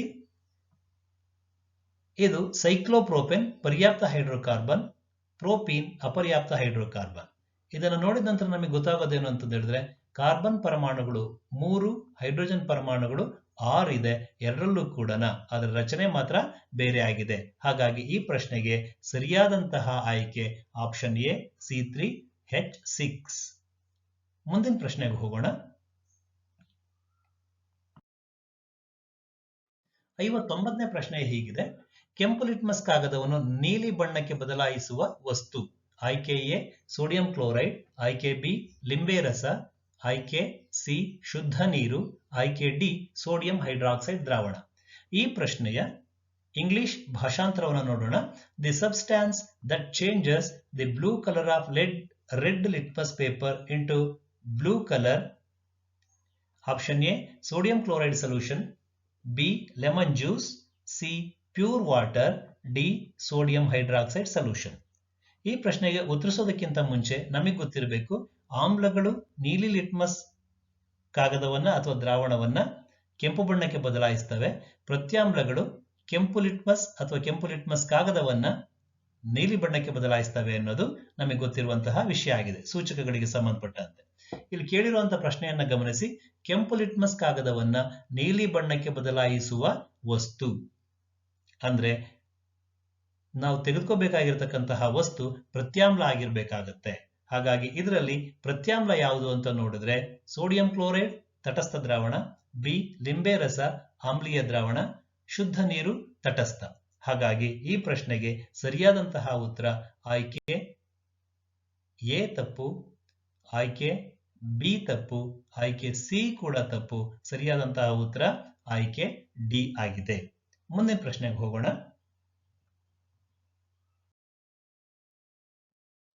60ನೇ ಪ್ರಶ್ನೆ. ಈ ಕೆಳಗಿನವುಗಳಲ್ಲಿ ಉಭಯವರ್ತಿ oxide A sodium oxide, B ಸತುವಿನ oxide, C calcium oxide, D potassium oxide. ಇದರ ಇಂಗ್ಲಿಷ್ ಟ್ರಾನ್ಸ್ಲೇಷನ್ ಹೀಗಿದೆ: the amphoteric oxide among the following is sodium oxide, zinc oxide, calcium oxide, potassium oxide. ಗಮನಿಸಿ, ಸೋಡಿಯಂ, ಕ್ಯಾಲ್ಸಿಯಂ, ಪೊಟ್ಯಾಷಿಯಂ ಈ ಮೂರು ಲೋಹಗಳು ಕೂಡ ಆವರ್ತ ಕೋಷ್ಟಕದಲ್ಲಿ ಎಡಭಾಗದಲ್ಲಿದ್ದಾವೆ. ಇವುಗಳ ಲೋಹೀಯ ಗುಣ ಜಾಸ್ತಿ ಇದೆ. ಸತು ಹಾಗೆ ನೋಡ್ಕೊಂಡ್ರೆ ಸ್ವಲ್ಪ ಬಲಭಾಗಕ್ಕೆ ಬರುತ್ತೆ, ಇದರ ಲೋಹೀಯ ಗುಣ ಸ್ವಲ್ಪ ಕಡಿಮೆ ಇದೆ. ಇನ್ನು ಉಭಯವರ್ತಿ ಆಕ್ಸೈಡ್ ಅಂತ ಹೇಳಬೇಕು ಅಂತಂದು ಹೇಳಿದ್ರೆ ಅದು ಆಮ್ಲ ಮತ್ತು ಪ್ರತ್ಯಾಮ್ಲ ಎರಡರ ಜೊತೆನೂ ವರ್ತಿಸುವಂತಹ ಗುಣವನ್ನ ಹೊಂದಿರಬೇಕು. ಈ ಆಯ್ಕೆಗಳಲ್ಲಿ ಅಂತಹ ಗುಣ ಇರುವಂತಹ ವಸ್ತುಗಳನ್ನ ಮತ್ತು ಇಲ್ಲದೆ ಇರತಕ್ಕಂತಹ ವಸ್ತುಗಳನ್ನ ನೋಡೋದಾದ್ರೆ ಆಯ್ಕೆ A sodium oxide, calcium oxide ಮತ್ತು ಡಿ ಪೊಟ್ಯಾಷಿಯಂ ಆಕ್ಸೈಡ್ ಈ ಮೂರೂ ಸಹ ಪ್ರತ್ಯಾಮ್ಲೀಯ ಗುಣವನ್ನ ಹೊಂದಿರ್ತವೆ, ಆದ್ರೆ ಆಮ್ಲೀಯ ಗುಣವನ್ನ ತೋರಿಸೋದಿಲ್ಲ.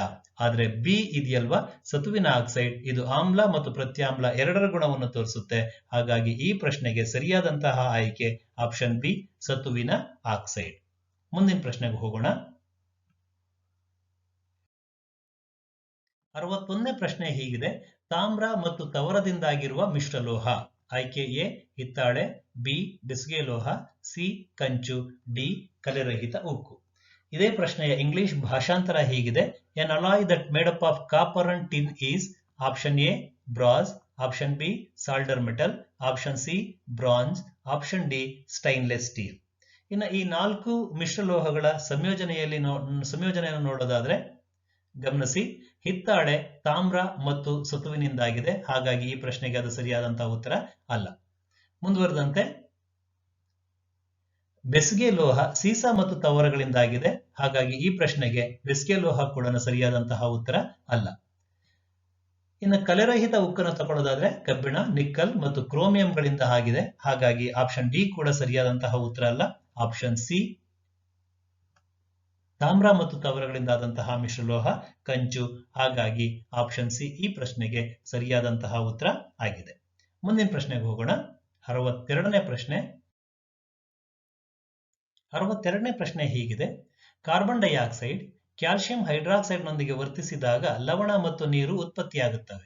ಹಾಗಾದರೆ ಕಾರ್ಬನ್ ಡೈಆಕ್ಸೈಡ್ ನ ಗುಣ ಆಯ್ಕೆ ಎ ಆಮ್ಲೀಯ, ಆಯ್ಕೆ ಬಿ ಲೋಹೀಯ, ಆಯ್ಕೆ ಸಿ ಆಮ್ಲೀಯ ಮತ್ತು ಪ್ರತ್ಯಾಮ್ಲೀಯ, ಆಯ್ಕೆ ಡಿ ಪ್ರತ್ಯಾಮ್ಲೀಯ.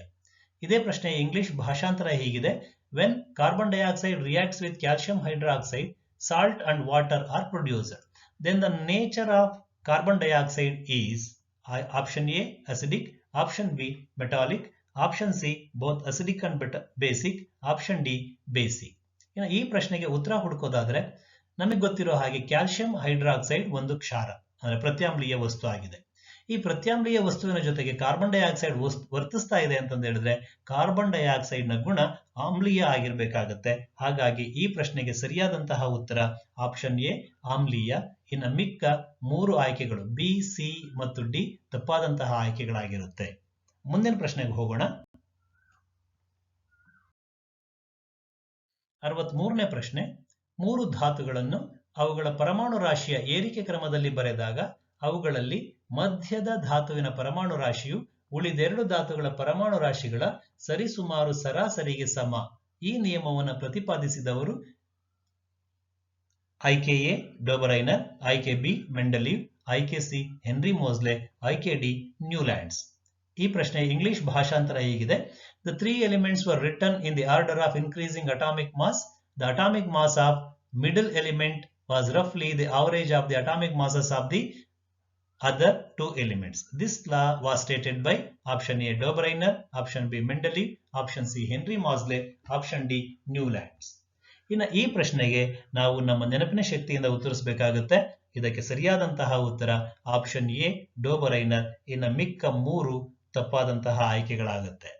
ಮುಂದಿನ ಪ್ರಶ್ನೆಗೆ ಹೋಗೋಣ. 64ನೇ ಪ್ರಶ್ನೆ ಹೀಗಿದೆ. ಕಾರ್ಬನ್ ಇತರೆ ಕಾರ್ಬನ್ ಪರಮಾಣುಗಳೊಂದಿಗೆ ಬಂಧಗಳನ್ನು ಏರ್ಪಡಿಸಿಕೊಂಡು ಬೃಹತ್ ಅಣುಗಳನ್ನು ಕೊಡುತ್ತದೆ. ಕಾರ್ಬನ್ನ ಈ ಅನನ್ಯ ಗುಣ ಆಯ್ಕೆ ಎ ಸಾಬೂನೀಕರಣ, ಆಯ್ಕೆ ಬಿ ಕೆಟನೀಕರಣ, ಆಯ್ಕೆ ಸಿ ಹೈಡ್ರೋಜನೀಕರಣ, ಆಯ್ಕೆ ಡಿ ಎಸ್ಟರೀಕರಣ. ಈ ಪ್ರಶ್ನೆಯ ಇಂಗ್ಲಿಷ್ ಭಾಷಾಂತರ ಹೀಗಿದೆ. Carbon has the ability to form bonds with other atoms of carbon, giving rise to large molecules. This unique property of carbon is option A saponification, option B catenation, option C hydrogenation, option D esterification. ಇನ್ನು ಈ ಪ್ರಶ್ನೆಗೆ ಉತ್ತರಗಳನ್ನು ಹುಡುಕೋದಾದ್ರೆ ಒಂದೊಂದು ಪದದ ಅರ್ಥ ಏನು ಅಂತ ನೋಡೋಣ. ಮೊದಲಿಗೆ ಸಾಬೂನೀಕರಣ ಅಂದ್ರೆ ಏನು ಅಂತ ನೋಡೋಣ. ಸಾಬೂನೀಕರಣ ಇಲ್ಲಿ ಆಯ್ಕೆ ಯಾಕಾಗೋದಿಲ್ಲ ಅಂತಂದ ಹೇಳಿದ್ರೆ ಮೇಧಾಮ್ಲಗಳು ಕ್ಷಾರಗಳೊಂದಿಗೆ ವರ್ತಿಸಿ ಸಾಬೂನು ಮತ್ತು ಗ್ಲಿಸರಾಲ್ ಅನ್ನು ನೀಡತಕ್ಕಂತಹ ಕ್ರಿಯೆಗೆ ಸಾಬೂನೀಕರಣ ಅಂತ ಕರಿತೀವಿ. ಹಾಗಾಗಿ ಸಾಬೂನೀಕರಣ ತಪ್ಪಾದಂತಹ ಆಯ್ಕೆ ಆಗುತ್ತೆ. ಇನ್ನು ಮುಂದುವರೆದಂತೆ ಹೈಡ್ರೋಜನೀಕರಣ ಅಂದ್ರೆ ಏನು ಅಂತ ನೋಡೋದಾದ್ರೆ ಅಪರ್ಯಾಪ್ತ ಲಿಪಿಡ್ಗಳನ್ನ ಹೈಡ್ರೋಜನ್ನೊಂದಿಗೆ ಸಂಯೋಗ ಹೊಂದಿಸುವ ಮೂಲಕ ಪರ್ಯಾಪ್ತ ಲಿಪಿಡ್ಗಳನ್ನಾಗಿ ಅಥವಾ ಕೊಬ್ಬುಗಳನ್ನಾಗಿ ಪರಿವರ್ತಿಸುವಂತಹ ಕ್ರಿಯೆಗೆ ಹೈಡ್ರೋಜನೀಕರಣ ಅಂತ ಕರಿತೀವಿ. ಹಾಗಾಗಿ ಆಯ್ಕೆ ಸಿ ಕೂಡ ತಪ್ಪಾಗುತ್ತೆ. ಇನ್ನು ಆಯ್ಕೆ ಡಿ ನೋಡೋದಾದ್ರೆ ಎಸ್ಟರೀಕರಣ ಆಲ್ಕೋಹಾಲ್ ಮತ್ತು ಆಮ್ಲಗಳ ಜೊತೆಗೆ ವರ್ತಿಸಿ ಲವಣಗಳನ್ನು ಕೊಡ್ತಕ್ಕಂತಹ ಕ್ರಿಯೆಗೆ ಎಸ್ಟರೀಕರಣ ಅಂತ ಕರಿತೀವಿ. ಹಾಗಾಗಿ ಆಯ್ಕೆ ಡಿ ಕೂಡ ತಪ್ಪಾಗುತ್ತೆ. ಈ ಪ್ರಶ್ನೆಗೆ ಸರಿಯಾದಂತಹ ಉತ್ತರ ಆಯ್ಕೆ ಬಿ ಕೆಟನೀಕರಣ. ಕೆಟನೀಕರಣ ಅಂತಂದು ಹೇಳಿದ್ರೆ ಕಾರ್ಬನ್ ಇತರೆ ಕಾರ್ಬನ್ ಪರಮಾಣುಗಳೊಂದಿಗೆ ಬಂಧಗಳನ್ನು ಏರ್ಪಡಿಸಿಕೊಂಡು ಬೃಹತ್ ಅಣುಗಳನ್ನು ಕೊಡುವ ಕ್ರಿಯೆ. ಈ ಗುಣ ಕಾರ್ಬನ್ಗೆ ಅನನ್ಯವಾಗಿದೆ ಅನ್ನೋದು ಕೂಡ ನಮ್ಮ ಮನಸ್ಸಲ್ಲಿರಬೇಕಾದಂತಹ ಅಂಶ ಆಗಿದೆ. ಮುಂದಿನ ಪ್ರಶ್ನೆಗೆ ಹೋಗೋಣ. 65ನೇ ಪ್ರಶ್ನೆ ಹೀಗಿದೆ. ಇವುಗಳಲ್ಲಿ ಅನುರೂಪ ಶ್ರೇಣಿಯಲ್ಲಿರುವ ಸಂಯುಕ್ತಗಳ ಗುಂಪು. ಇದರ ಇಂಗ್ಲಿಷ್ ಭಾಷಾಂತರ ಹೀಗಿದೆ. The group of compounds which are in homologous series. ಆಯ್ಕೆಗಳನ್ನು ನೋಡೋಣ. Option A CH4, C2H6, C3H8, option B CH4, C2H4, C2H2, option C CH4, CH3OH, HCHO, option D C2H2, C3H6, C4H10. ಇನ್ನು ಈ ಪ್ರಶ್ನೆಗೆ ಉತ್ತರಿಸಬೇಕು ಅಂತಂದು ಹೇಳಿದ್ರೆ ನಮಗೆ ಅನುರೂಪ ಶ್ರೇಣಿ ಅಥವಾ ಹೋಮೋಲಾಗ ಸೀರೀಸ್ ಅಂದ್ರೆ ಏನು ಅಂತ ಗೊತ್ತಿರಬೇಕಾಗತ್ತೆ. ಯಾವುದೇ ಅನುರೂಪ ಶ್ರೇಣಿ ಅಂತ ಹೇಳಿದ್ರೆ ಆ ಶ್ರೇಣಿಯಲ್ಲಿರುವ ಎರಡು ಅನುಕ್ರಮ ಸದಸ್ಯರ ನಡುವಿನ ಸಾಮಾನ್ಯ ವ್ಯತ್ಯಾಸ ಒಂದೇ ಆಗಿರಬೇಕು. ಆಗ ಅದನ್ನ ಅನುರೂಪ ಶ್ರೇಣಿ ಅಂತನ ಕರಿತೀವಿ. ಗಮನಿಸೋಣ, ಇಲ್ಲಿ CH4 ತಗೊಂಡಿದ್ದೀವಿ, C2H6 ತಗೊಂಡಿದ್ದೀವಿ. ಈ ಎರಡರ ನಡುವಿನ ಸಾಮಾನ್ಯ ವ್ಯತ್ಯಾಸ CH2 ಆಗಿದೆ. ಇನ್ನಿಬ್ಬರು ಸದಸ್ಯರನ್ನು ನೋಡೋಣ. C2H6 ಮತ್ತು C3H8 ನಡುವಿನ ಸಾಮಾನ್ಯ ವ್ಯತ್ಯಾಸ ಕೂಡ CH2 ಆಗಿದೆ. ಹಾಗಾಗಿ ಈ ಪ್ರಶ್ನೆಗೆ ಸರಿಯಾದಂತಹ ಆಯ್ಕೆ CH4, C2H6, C3H8 ಆಗುತ್ತೆ. ಇಲ್ಲಿ ಕೊಟ್ಟಿರ್ತಕ್ಕಂತಹ ಆಯ್ಕೆಗಳಲ್ಲಿ ಇರ್ತಕ್ಕಂಥದ್ದು option A CH4, C2H6, C3H8 ಈ ಪ್ರಶ್ನೆಗೆ ಸರಿಯಾದಂತಹ ಉತ್ತರ ಆಗಿದೆ. ಮುಂದಿನ ಪ್ರಶ್ನೆಗೆ ಹೋಗೋಣ. 66ನೇ ಪ್ರಶ್ನೆ ಹೀಗಿದೆ.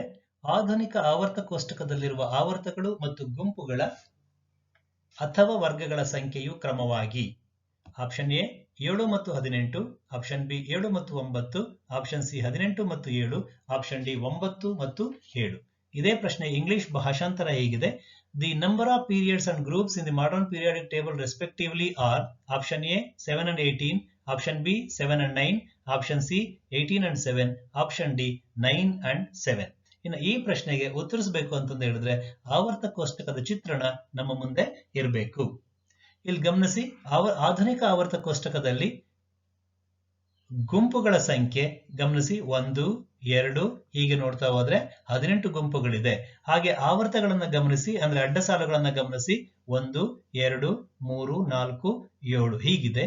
ಹಾಗಾಗಿ ಈ ಪ್ರಶ್ನೆಗೆ ಸರಿಯಾದಂತಹ ಆಯ್ಕೆಯನ್ನು ನೋಡೋದಾದ್ರೆ ಆಧುನಿಕ ಆವರ್ತ ಕೋಷ್ಟಕದಲ್ಲಿರುವ ಆವರ್ತಗಳು ಮತ್ತು ಗುಂಪುಗಳ ಸಂಖ್ಯೆಯು ಕ್ರಮವಾಗಿ ಆಪ್ಷನ್ ಎ 7 ಮತ್ತು 18 ಸರಿಯಾದಂತಹ ಉತ್ತರ ಆಗಿದೆ. ಮುಂದಿನ ಪ್ರಶ್ನೆಗೆ ಹೋಗೋಣ. 67ನೇ ಪ್ರಶ್ನೆ ಹೀಗಿದೆ: ಸಸ್ಯಗಳಲ್ಲಿ ಅಬ್ಸಿಸಿಕ್ ಆಮ್ಲ ಹಾರ್ಮೋನ್ನ ಪ್ರಮುಖ ಕಾರ್ಯ. ಆಯ್ಕೆಗಳು ಹೀಗಿದೆ: ಕೋಶಗಳ ಉದ್ದವನ್ನು ಹೆಚ್ಚಿಸುವುದು, ಆಯ್ಕೆ ಬಿ ಸಸ್ಯದ ಬೆಳವಣಿಗೆಯನ್ನು ಪ್ರತಿಬಂಧಿಸುವುದು, ಆಯ್ಕೆ ಸಿ ಕೋಶ ವಿಭಜನೆಯನ್ನು ಉತ್ತೇಜಿಸುವುದು, ಆಯ್ಕೆ ಡಿ ಕಾಂಡದ ಬೆಳವಣಿಗೆಯನ್ನು ಉತ್ತೇಜಿಸುವುದು. ಈ ಪ್ರಶ್ನೆಯ ಇಂಗ್ಲಿಷ್ ಭಾಷಾಂತರ ಹೀಗಿದೆ: the main function of abscisic acid in plants is to option A increase the length of cells, option B inhibits the growth of plants, option C promotes cell division, option D promote the growth of stem. ಇನ್ನು ಈ ಪ್ರಶ್ನೆಗೆ ನಮಗೆ ಉತ್ತರ ಗೊತ್ತಾಗಬೇಕು ಅಂತಂದು ಹೇಳಿದ್ರೆ ಈ ಪ್ರತಿ ಆಯ್ಕೆಗೆ ಕಾರಣ ಆಗ್ತಕ್ಕಂತಹ ಹಾರ್ಮೋನ್ ಯಾವುದು ಅನ್ನೋದು ನಮಗೆ ಗೊತ್ತಿರಬೇಕಾಗುತ್ತೆ. ನೋಡೋಣ. ಮೊದಲನೇದು ಆಕ್ಸಿನ್ಗಳು. ಇದು ಜೀವಕೋಶಗಳ ಉದ್ದವನ್ನ ಹೆಚ್ಚಿಸೋದಕ್ಕೆ ನೆರವಾಗುತ್ತೆ. ಹಾಗಾಗಿ ಆಯ್ಕೆ ಎ ಸರಿಯಾದಂತಹ ಉತ್ತರ ಅಲ್ಲ. ಸಿ ತಗೊಳ್ಳೋಣ. ಸೈಟೋಕೈನಿನ್ಗಳು. ಇದು ಕೋಶ ವಿಭಜನೆಯನ್ನ ಉತ್ತೇಜಿಸ್ತವೆ. ಹಾಗಾಗಿ ಈ ಆಯ್ಕೆ ಕೂಡ ಸರಿಯಾದಂತಹ ಉತ್ತರ ಅಲ್ಲ. ಇನ್ನು ಮುಂದುವರೆದಂತೆ ಡಿ ನೋಡೋಣ. ಆಕ್ಸಿನ್ಗಳು ಕಾಂಡದ ಬೆಳವಣಿಗೆಯನ್ನು ಉತ್ತೇಜಿಸ್ತವೆ. ಹಾಗಾಗಿ ಡಿ ಕೂಡ ಸರಿಯಾದಂತಹ ಆಯ್ಕೆ ಅಲ್ಲ. ಇನ್ನು ಉಳ್ಕೊಂಡಿದ್ದು ಬಿ ಸರಿಯಾದಂತಹ ಉತ್ತರ. ಸಸ್ಯದ ಬೆಳವಣಿಗೆಯನ್ನು ಪ್ರತಿಬಂಧಿಸುವುದು ಅಬ್ಸಿಸಿಕ್ ಆಮ್ಲದ ಕೆಲಸ.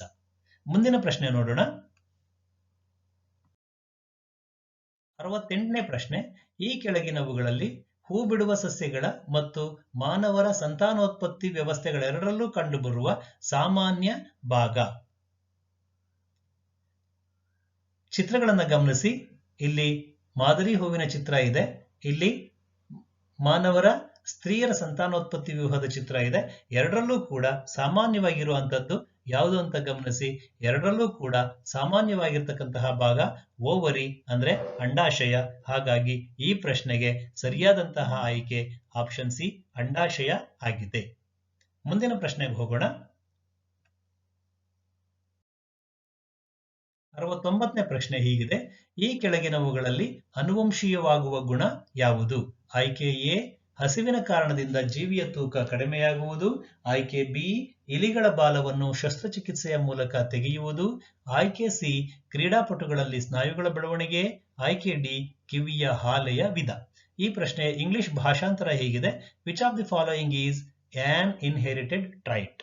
Option A reduction in the weight of an organism due to starvation, option B removal of tail in mice by surgery, option C development of muscles in athletes, option D type of earlobe. ಇನ್ನು ಈ ಪ್ರಶ್ನೆಗೆ ಸರಿಯಾದಂತಹ ಆಯ್ಕೆಯನ್ನು ಆಯ್ಕೆ ಮಾಡಬೇಕು ಅಂತಂದು ಹೇಳಿದ್ರೆ ಅನುವಂಶೀಯವಾಗುವಂತಹ ಗುಣಗಳು ಯಾವುದು ಅಂತಂದು ಹೇಳಿದ್ರೆ ಅದು ಅನುವಂಶೀಯ ವಸ್ತುವಾಗಿರ್ತಕ್ಕಂತಹ DNA ಮೂಲಕ ಬರತಕ್ಕಂತಹ ಗುಣಗಳು. ಹಾಗಾಗಿ ಈ ಪ್ರಶ್ನೆಗೆ ಎ ಬಿ ಮತ್ತು ಸಿ ಇವೆಲ್ಲನೂ ಕೂಡ ಒಂದು ಜೀವಿಯ ಜೀವಿತ ಅವಧಿಯಲ್ಲಿ ಗಳಿಸಿಕೊಳ್ತಕ್ಕಂತಹ ಗುಣಗಳಾಗಿರೋದ್ರಿಂದ ಇವು ಸರಿಯಾದಂತಹ ಆಯ್ಕೆಗಳಲ್ಲ.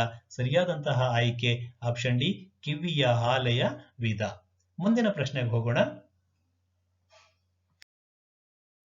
70ನೇ ಪ್ರಶ್ನೆ: ಮಾನವನ ದೇಹದ ಎಲ್ಲಾ ಭಾಗಗಳಿಂದ ರಕ್ತವನ್ನು ಹೃದಯಕ್ಕೆ ಸಾಗಿಸುವ ರಕ್ತನಾಳಗಳು.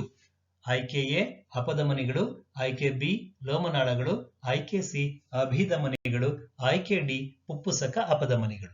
ಈ ಪ್ರಶ್ನೆಯ ಇಂಗ್ಲಿಷ್ ಭಾಷಾಂತರ ಹೀಗಿದೆ: the blood vessels that carry blood from all parts of the human body to the heart are option A arteries, option B capillaries, option C veins, option D pulmonary arteries. ಇನ್ನು ಈ ಪ್ರಶ್ನೆಗೆ ಸರಿಯಾದಂತಹ ಉತ್ತರವನ್ನು ಆಯ್ಕೆ ಮಾಡೋದಕ್ಕಿಂತ ಮುಂಚೆ ಈ ಚಿತ್ರವನ್ನ ಗಮನಿಸಿ. ಇಲ್ಲಿ ಯಾವ ರಕ್ತನಾಳಗಳು ಹೃದಯಕ್ಕೆ ರಕ್ತವನ್ನ ಸಾಗಿಸ್ತವ್ಯೋ ಅವನ್ನ ವೆಯಿನ್ ಅಂತ ಅಂದ್ರೆ ಅಭಿಧಮನಿಗಳು ಅಂತನ ಕರಿತೀವಿ. ಇನ್ನು ಯಾವ ರಕ್ತನಾಳಗಳು ಹೃದಯದಿಂದ ರಕ್ತವನ್ನ ಹೊರಕ್ಕೆ ಸಾಗಿಸ್ತವ್ಯೋ ಯಾವ ರಕ್ತನಾಳಗಳು ಹೃದಯದಿಂದ ರಕ್ತವನ್ನ ಹೊರಕ್ಕೆ ಸಾಗಿಸ್ತವ್ಯೋ ಆ ರಕ್ತನಾಳಗಳನ್ನ ಅಪಧಮನಿಗಳು ಅಂತನ ಕರೀಲಾಗುತ್ತೆ. ಇನ್ನು ಲೋಮನಾಳಗಳಲ್ಲಿ ಕಂಡು ಬರ್ತವೆ ಅಂತಂದು ಹೇಳಿದ್ರೆ ಅಂಗಾಂಶಗಳಲ್ಲಿ ಜೀವಕೋಶಗಳ ನಡುವೆ ಕಂಡು ಬರ್ತವೆ. ಜೀವಕೋಶಗಳಿಗೆ ಅಗತ್ಯ ವಸ್ತುಗಳನ್ನು ಸಾಗಿಸುವಂತಹ ಮತ್ತು ಅವುಗಳಿಂದ ವಿಸರ್ಜನಾ ವಸ್ತುಗಳನ್ನು ಸಂಗ್ರಹಿಸುವಂತಹ ಕೆಲಸಗಳನ್ನ ಇವು ಮಾಡ್ತವೆ. ಹಾಗಾಗಿ ಈ ಪ್ರಶ್ನೆಗೆ ಸರಿಯಾದಂತಹ ಉತ್ತರ ಮಾನವ ದೇಹದ ಎಲ್ಲಾ ಭಾಗಗಳಿಂದ ರಕ್ತವನ್ನು ಹೃದಯಕ್ಕೆ ಸಾಗಿಸುವ ರಕ್ತನಾಳಗಳು ಅಂತಂದು ಹೇಳಿದ್ರೆ ಅಪಧಮನಿಗಳು ಅಲ್ಲ, ಕ್ಯಾಪಿಲರೀಸ್ ಅಲ್ಲ, ಪಲ್ಮನರಿ ಆರ್ಟರೀಸ್ ಕೂಡ ಅಲ್ಲ. ಸರಿಯಾದಂತಹ ಆಯ್ಕೆ ವೈನ್ಸ್ ಅಂದ್ರೆ ಅಭಿಧಮನಿಗಳು ಸರಿಯಾದಂತಹ ಉತ್ತರ ಆಗಿದೆ. ಮುಂದಿನ ಪ್ರಶ್ನೆಗೆ ಹೋಗೋಣ. 71ನೇ ಪ್ರಶ್ನೆ ಹೀಗಿದೆ: ಈ ಪ್ರಕ್ರಿಯೆಯಿಂದ ಸಸ್ಯಗಳು ಹೆಚ್ಚಿನ ನೀರನ್ನು ಹೊರಹಾಕುತ್ತವೆ. ಆಯ್ಕೆ ಎ ದ್ಯುತಿ ಸಂಶ್ಲೇಷಣೆ, ಆಯ್ಕೆ ಬಿ ಬಾಷ್ಪ ವಿಸರ್ಜನೆ, ಆಯ್ಕೆ ಸಿ ಉಸಿರಾಟ, ಆಯ್ಕೆ ಡಿ ವಸ್ತು ಸ್ಥಾನಾಂತರಣ. ಇದರ ಇಂಗ್ಲಿಷ್ ವರ್ಷನ್ ಹೀಗಿದೆ: the plants can get rid of excess of water by this process. Option A photosynthesis, option B transpiration, option C respiration, option D translocation. ಈ ಪ್ರಶ್ನೆಗೆ ಆಯ್ಕೆಗಳನ್ನು ನೋಡೋದಾದ್ರೆ ದ್ಯುತಿ ಸಂಶ್ಲೇಷಣೆ ಸರಿಯಾದಂತಹ ಆಯ್ಕೆ ಅಲ್ಲ. ದ್ಯುತಿ ಸಂಶ್ಲೇಷಣೆಯಲ್ಲಿ ನೀರು, ಲವಣಗಳು, ಸೂರ್ಯನ ಬೆಳಕನ್ನು ಬಳಸಿಕೊಂಡು ಕ್ಲೋರೋಫಿಲ್ನ ಸಹಾಯದಿಂದ ಆಹಾರವನ್ನ ಸಂಶ್ಲೇಷಣೆ ಮಾಡಲಾಗುತ್ತೆ. ಇನ್ನು ಸಿ ಉಸಿರಾಟ ಕೂಡ ತಪ್ಪಾದಂತಹ ಆಯ್ಕೆ ಆಗಿದೆ. ಜೀವಕೋಶಗಳಲ್ಲಿ ಕಾರ್ಬೋಹೈಡ್ರೇಟ್ಗಳ ಉತ್ಕರ್ಷಣೆಯಿಂದ ಶಕ್ತಿ ಬಿಡುಗಡೆ ಆಗ್ತಕ್ಕಂತಹ ಕ್ರಿಯೆ, ಹಾಗಾಗಿ ಸಿ ಕೂಡ ತಪ್ಪಾದಂತಹ ಆಯ್ಕೆ ಆಗುತ್ತೆ. ಇನ್ನು ಮುಂದುವರೆದಂತೆ ವಸ್ತು ಸ್ಥಾನಾಂತರಣ ಅಥವಾ ಟ್ರಾನ್ಸ್ಲೊಕೇಶನ್ ಅಂತಂದು ಹೇಳಿದ್ರೆ ಸಸ್ಯಗಳಲ್ಲಿ ತಯಾರಾದಂತಹ ಆಹಾರ ಪದಾರ್ಥಗಳನ್ನ ಅಗತ್ಯ ಭಾಗಗಳಿಗೆ ಸಾಗಿಸುವಂತಹ ಕ್ರಿಯೆಯನ್ನ ವಸ್ತು ಸ್ಥಾನಾಂತರಣ ಅಥವಾ ಟ್ರಾನ್ಸ್ಲೊಕೇಶನ್ ಅಂತನ ಕರೆಯಲಾಗುತ್ತೆ. ಇನ್ನು ಉಳಿದಂತೆ ಬಾಷ್ಪ ವಿಸರ್ಜನೆ ಈ ಪ್ರಶ್ನೆಗೆ ಸರಿಯಾದಂತಹ ಆಯ್ಕೆಯಾಗಿದೆ.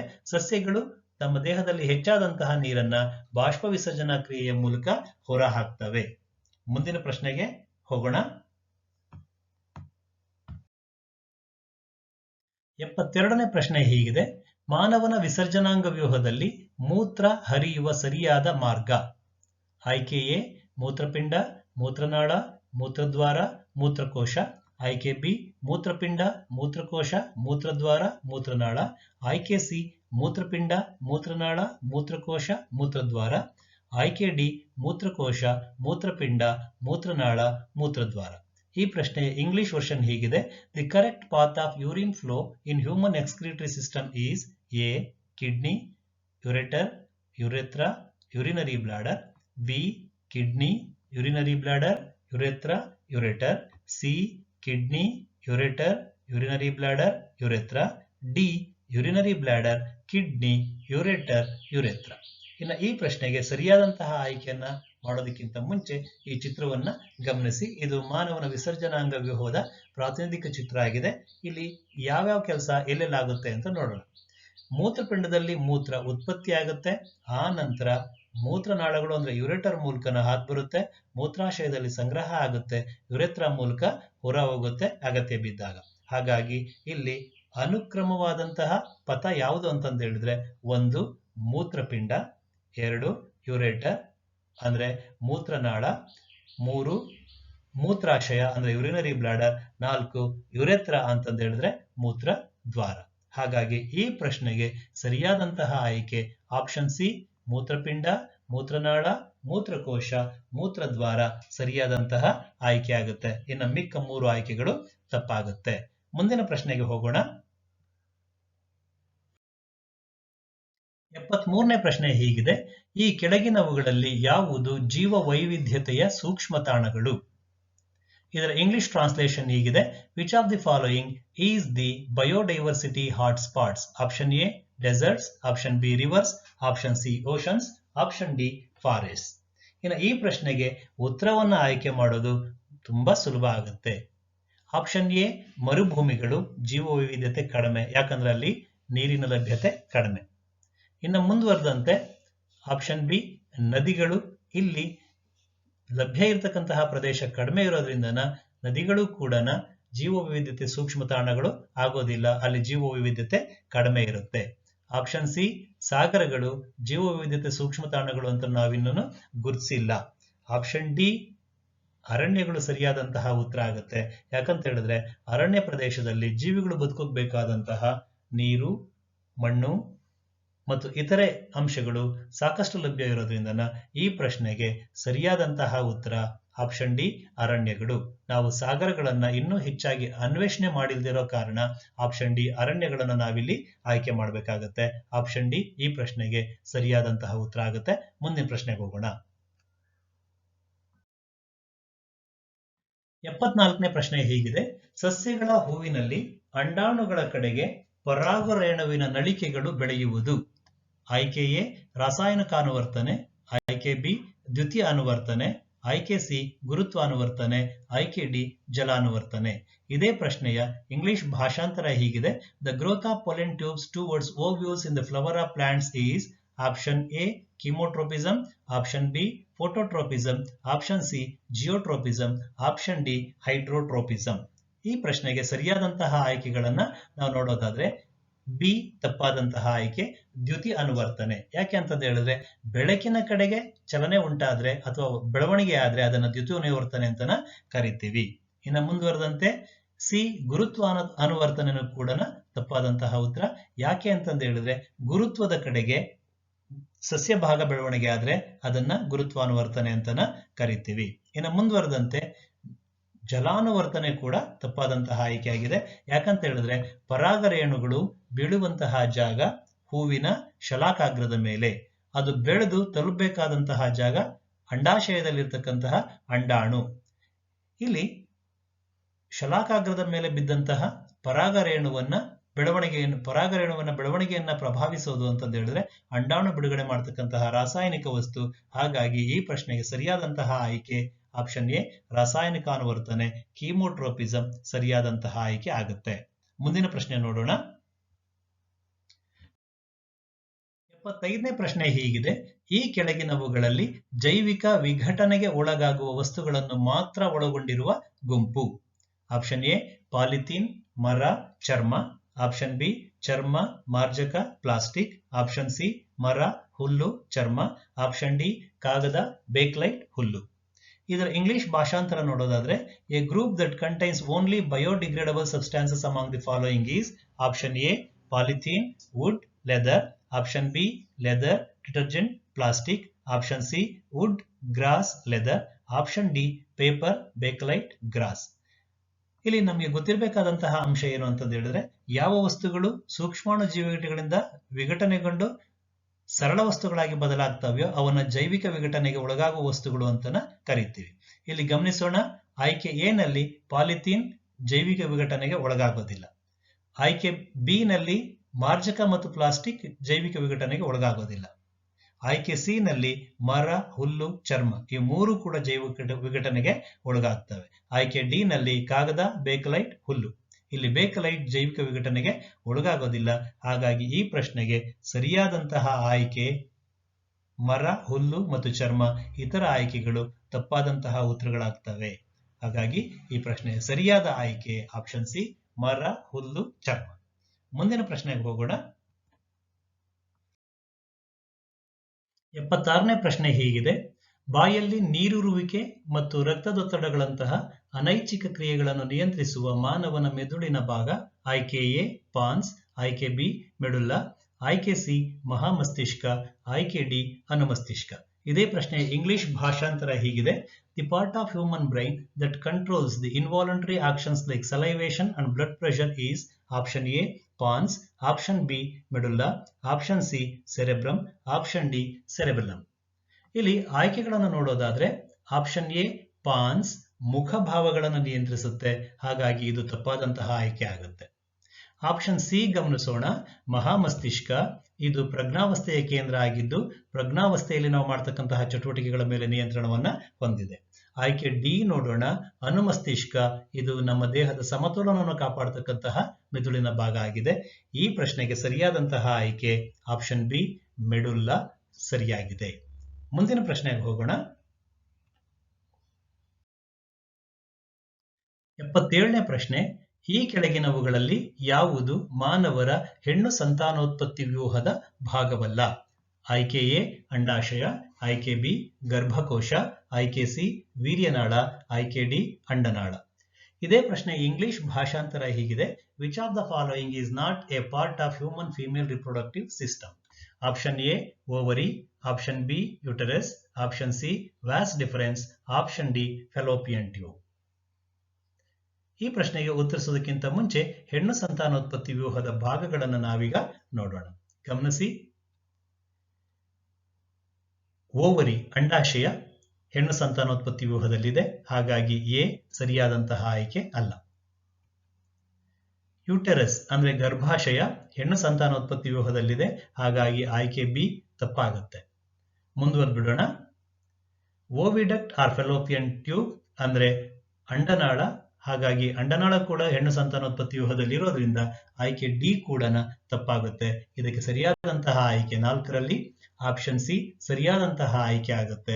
ವೀರ್ಯನಾಳ ಗಂಡು ಸಂತಾನೋತ್ಪತ್ತಿ ವ್ಯೂಹದ ಭಾಗ ಆಗಿರೋದ್ರಿಂದ 77ನೇ ಪ್ರಶ್ನೆಗೆ ಸಿ ಆಯ್ಕೆ ಸರಿಯಾದಂತಹ ಉತ್ತರ ಆಗಿದೆ. ಮುಂದಿನ ಪ್ರಶ್ನೆಗೆ ಹೋಗೋಣ. 78ನೇ ಪ್ರಶ್ನೆ, ಜಲಕೊಯ್ಲು ರಚನೆಗಳನ್ನು ನಿರ್ಮಿಸುವುದರ ಮುಖ್ಯ ಉದ್ದೇಶ. ಆಯ್ಕೆ ಎ ಮಳೆ ನೀರನ್ನು ಭೂಮಿಯ ಮೇಲ್ಮೈಯಲ್ಲಿ ಹಿಡಿದಿಟ್ಟುಕೊಳ್ಳಲು, ಆಯ್ಕೆ ಬಿ ನೀರಾವರಿಗಾಗಿ ನೀರನ್ನು ಬಳಸಲು, ಆಯ್ಕೆ ಸಿ ಮೀನುಗಳ ಕೃಷಿಗೆ ನೀರನ್ನು ಬಳಸಲು, ಡಿ ಅಂತರ್ಜಲವನ್ನು ಭರ್ತಿ ಮಾಡಲು. ಇದೇ ಪ್ರಶ್ನೆಯ ಇಂಗ್ಲಿಷ್ ಭಾಷಾಂತರ ಹೀಗಿದೆ: the main purpose of constructing water harvesting structures is to option A hold rain water on the surface of the earth, option B use water for irrigation, option C use water for fish farming, option D recharge the ground water level. ಈ ಪ್ರಶ್ನೆಗೆ ಆಯ್ಕೆಗಳನ್ನ ನಾವು ಗುರುತಿಸುವಾಗ, ಅಂದ್ರೆ ಸರಿಯಾದ ಆಯ್ಕೆಯನ್ನು ಗುರುತಿಸುವಾಗ ಇಲ್ಲಿ ನಮಗೆ ಸ್ವಲ್ಪ ಗೊಂದಲ ಆಗಬಹುದು. ಯಾಕಂತ ಹೇಳಿದ್ರೆ ಜಲಕೊಯ್ಲಿನ ರಚನೆಗಳನ್ನ ನಿರ್ಮಿಸುವುದರ ಮುಖ್ಯ ಉದ್ದೇಶ ಇವೆಲ್ಲ ಆದರೂ ಕೂಡ ಇದರಲ್ಲಿ ಬಹಳ ಮುಖ್ಯವಾದಂತಹ ಉದ್ದೇಶ ಆಪ್ಷನ್ ಡಿ ಅಂತರ್ಜಲವನ್ನು ಮರುಭರ್ತಿ ಮಾಡಲು. ಮಳೆ ನೀರನ್ನ ಭೂಮಿಯ ಮೇಲ್ಮೈಯಲ್ಲಿ ಹಿಡಿದಿಟ್ಟುಕೊಳ್ಳಲು ಅಂತ ಹೇಳಿದಾಗ ಎಲ್ಲ ಕಾಲಕ್ಕೂ ಆಗಲ್ಲ, ಅದು ಸ್ವಲ್ಪ ಕಾಲ ಮಾತ್ರ ಹಿಡಿದಿಟ್ಕೋಬಹುದು, ನಂತರ ಅದು ಹಿಂಗೋಗ್ಬಿಡುತ್ತೆ. ನೀರಾವರಿಗಾಗಿ ನೀರನ್ನು ಬಳಸಲು ಅಂತ ಹೇಳಿದಾಗ ಎಲ್ಲಾ ಜಲಕೊಯ್ಲು ರಚನೆಗಳನ್ನ ಕೂಡ ನಾವು ನೀರಾವರಿ ಉದ್ದೇಶಕ್ಕಾಗಿನೇ ರಚನೆ ಮಾಡೋದಿಲ್ಲ. ಇನ್ನು ಆಪ್ಷನ್ ಸಿ ಜಲಕೊಯ್ಲು ರಚನೆಗಳಲ್ಲಿ ಮೀನು ಕೃಷಿ ಮಾಡಬಹುದಾಗಿದ್ರೂ ಕೂಡ ಎಲ್ಲಾ ಸಂದರ್ಭಗಳಲ್ಲೂ ಕೂಡ ಮೀನು ಕೃಷಿಗೆ ಆ ರಚನೆಗಳನ್ನ ಬಳಸ್ಕೊಳ್ಳೋದು ಸಾಧ್ಯ ಆಗದೆ ಇರಬಹುದು. ಹಾಗಾಗಿ ಈ ಪ್ರಶ್ನೆಗೆ ಸರಿಯಾದಂತಹ ಉತ್ತರ ಅಂತಂದು ಹೇಳಿದ್ರೆ ಆಪ್ಷನ್ ಡಿ ಅಂತರ್ಜಲವನ್ನ ಮರುಭರ್ತಿ ಮಾಡೋದು ಆಗುತ್ತೆ. ಆಪ್ಷನ್ ಎ, ಬಿ ಮತ್ತು ಸಿ ತಪ್ಪಾದಂತಹ ಆಯ್ಕೆಗಳಾಗುತ್ತೆ. ಮುಂದಿನ ಪ್ರಶ್ನೆ ನೋಡೋಣ.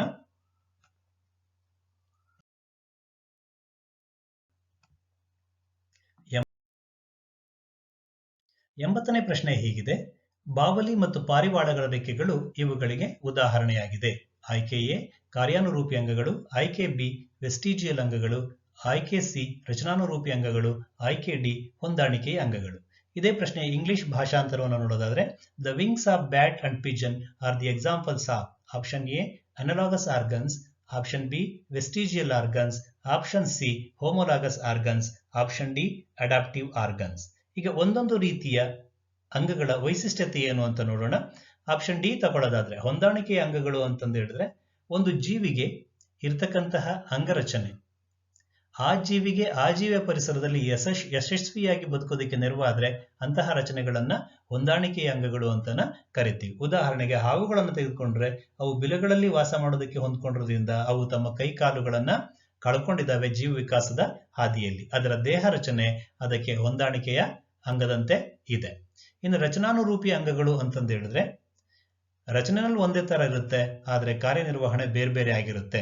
ಉದಾಹರಣೆಗೆ ಮಾನವರ ಮುಂಗಾಲುಗಳನ್ನು ತೆಗೆದುಕೊಂಡ್ರೆ ವಸ್ತುಗಳನ್ನ ಹಿಡಿಯೋದಕ್ಕೆ ಬಳಸೋದಕ್ಕೆ ನೆರವಾದ್ರೆ, ಕುದುರೆಯ ಮುಂಗಾಲುಗಳನ್ನು ತೆಗೆದುಕೊಂಡ್ರೆ ಅದಕ್ಕೆ ಓಡೋದಕ್ಕೆ ನೆರವಾಗುತ್ತೆ. ಅದೇ ತಿಮಿಂಗಲದ ಮುಂಗಾಲು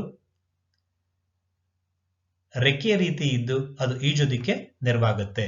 ಇನ್ನು ಬಿ ತಗೊಳ್ಳೋದಾದ್ರೆ ವೆಸ್ಟಿಜಿಯಲ್ ಅಂಗಗಳು ಅಂತಂದು ಹೇಳಿದ್ರೆ ಒಂದು ಜೀವಿಯಲ್ಲಿ ಈಗ ಇರ್ತಕ್ಕಂತಹ ಯಾವುದಾದ್ರೂ ಅಂಗ ಯಾವುದೇ ಕಾರ್ಯನಿರ್ವಹಿಸದೇನೆ ಇದ್ರೆ ಅಂತಹ ಅಂಗಗಳನ್ನ ವೆಸ್ಟಿಜಿಯಲ್ ಅಂಗಗಳು ಅಂತ ಕರಿತೀವಿ. ಉದಾಹರಣೆಗೆ ಮಾನವರಲ್ಲಿ ಅಪೆಂಡಿಕ್ಸ್ ಅಂತಕ್ಕಂತಹ ರಚನೆ, ಇದು ಜೀರ್ಣಾಂಗ ವ್ಯೂಹದಲ್ಲಿ ಬರ್ತಕ್ಕಂತಹ ರಚನೆ, ಅದೊಂದು ವೆಸ್ಟಿಜಿಯಲ್ ಅಂಗಕ್ಕೆ ಉದಾಹರಣೆ ಆಗಿದೆ. ಇನ್ನು ಆಯ್ಕೆ ಎ ಅನ್ನು ನೋಡೋದಾದ್ರೆ ಕಾರ್ಯಾನುರೂಪಿ ಅಂಗಗಳು ಅಂತಂದು ಹೇಳಿದ್ರೆ ಕಾರ್ಯ ಒಂದೇ ತರ ಇರುತ್ತೆ, ಆದ್ರೆ ಅವುಗಳ ಮೂಲ ರಚನಾ ವಿನ್ಯಾಸ ಬೇರೆ ಬೇರೆ ಆಗಿರುತ್ತೆ. ಇಲ್ಲಿ ಕೊಟ್ಟಿರ್ತಕ್ಕಂತಹ ಬಾವಲಿ ಮತ್ತು ಪಾರಿವಾಳಗಳ ರೆಕ್ಕೆಗಳನ್ನ ಅಂದ್ರೆ ಪಕ್ಷಿಗಳ ರೆಕ್ಕೆಗಳನ್ನ ನಾವು ಹೋಲಿಕೆ ಮಾಡೋದಾದ್ರೆ ಇಲ್ಲಿ ಗಮನಿಸಿ, ಇದು ಬಾವಲಿಯ ರೆಕ್ಕೆ, ಈ ಕಡೆ ಇರುವಂತದ್ದು ಪಕ್ಷಿಯ ರೆಕ್ಕೆ. ಬಾವಲಿಯ ರೆಕ್ಕೆ ಉಂಟಾಗಿರುವಂತದ್ದು ಮುಂಗಾಲುಗಳ ಕಂಕಾಲ ವ್ಯವಸ್ಥೆಯೊಂದಿಗೆ ಅದರ ಮೇಲಿರ್ತಕ್ಕಂತಹ ಚರ್ಮ ರೆಕ್ಕೆಯ ರೀತಿಯಲ್ಲಿ ಕಾರ್ಯನಿರ್ವಹಿಸುತ್ತೆ. ಇನ್ನು ಪಕ್ಷಿಯ ರೆಕ್ಕೆಯನ್ನು ತೆಗೆದುಕೊಳ್ಳೋದಾದ್ರೆ ಇದರ ಕಂಕಾಲ ವ್ಯವಸ್ಥೆಯೊಂದಿಗೆ ಚರ್ಮದ ಮೇಲೆ ಬೆಳ್ಕೊಂಡಿರ್ತಕ್ಕಂತಹ ರೆಕ್ಕೆ ಪುಕ್ಕಗಳು ಅವಕ್ಕೆ ರಚನಾತ್ಮಕವಾಗಿ ಮತ್ತು ಹಾರೋದಿಕ್ಕೆ ನೆರವಾಗುವ ರೀತಿಯಲ್ಲಿ ಇದ್ದಾವೆ. ಹಾಗಾಗಿ ಇವೆರಡನ್ನ ನಾವು ಕಾರ್ಯಾನುರೂಪಿ ಅಂಗಗಳು ಅಂತನ ಕರಿಬಹುದಾಗಿದೆ. ಬಾವಲಿಯ ಮತ್ತು ಪಾರಿವಾಳಗಳ ರೆಕ್ಕೆಗಳು ಕಾರ್ಯಾನುರೂಪಿ ಅಂಗಗಳಿಗೆ ಉದಾಹರಣೆ ಆಗಿದ್ದಾವೆ. ಹಾಗಾಗಿ ಸರಿಯಾದಂತಹ ಆಯ್ಕೆ ಆಪ್ಷನ್ ಎ, ಕಾರ್ಯಾನುರೂಪಿ ಅಂಗಗಳು ಸರಿ ಹೋಗುತ್ತೆ.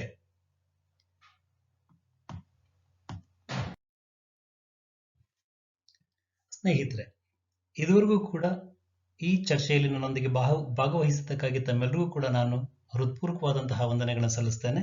ಹಾಗೆ ನಿಮಗೆ ಒಂದು ಮಾಹಿತಿಯನ್ನು ಕೊಡಲಿಕ್ಕೆ ಬಯಸ್ತೇನೆ.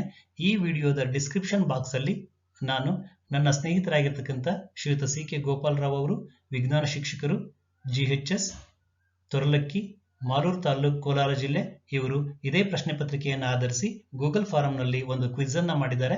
ಆ ಗೂಗಲ್ ಫಾರಂ ಕ್ವಿಜ್ ನ ಲಿಂಕ್ ಅನ್ನು ನಾನು ನಿಮಗೆ ಈ ವಿಡಿಯೋದ ಡಿಸ್ಕ್ರಿಪ್ಷನ್ ಬಾಕ್ಸ್ ನಲ್ಲಿ ಶೇರ್ ಮಾಡ್ತೇನೆ. ಈ ವಿಡಿಯೋವನ್ನು ಪೂರ್ಣವಾಗಿ ನೋಡಿದ ನಂತರ ನೀವು ಆ ಕ್ವಿಜ್ ಫಾರಂ ಅನ್ನು ಓಪನ್ ಮಾಡೋ ಮೂಲಕ ಕ್ವಿಜ್ ಅಲ್ಲಿ ಭಾಗವಹಿಸಿ 40ಕ್ಕೆ 40 ಅಂಕಗಳನ್ನು ಗಳಿಸಿ ಅಂತ ನಾನು ಹಾರೈಸ್ತೇನೆ. With best wishes, wish you happy learning. Thank you for watching.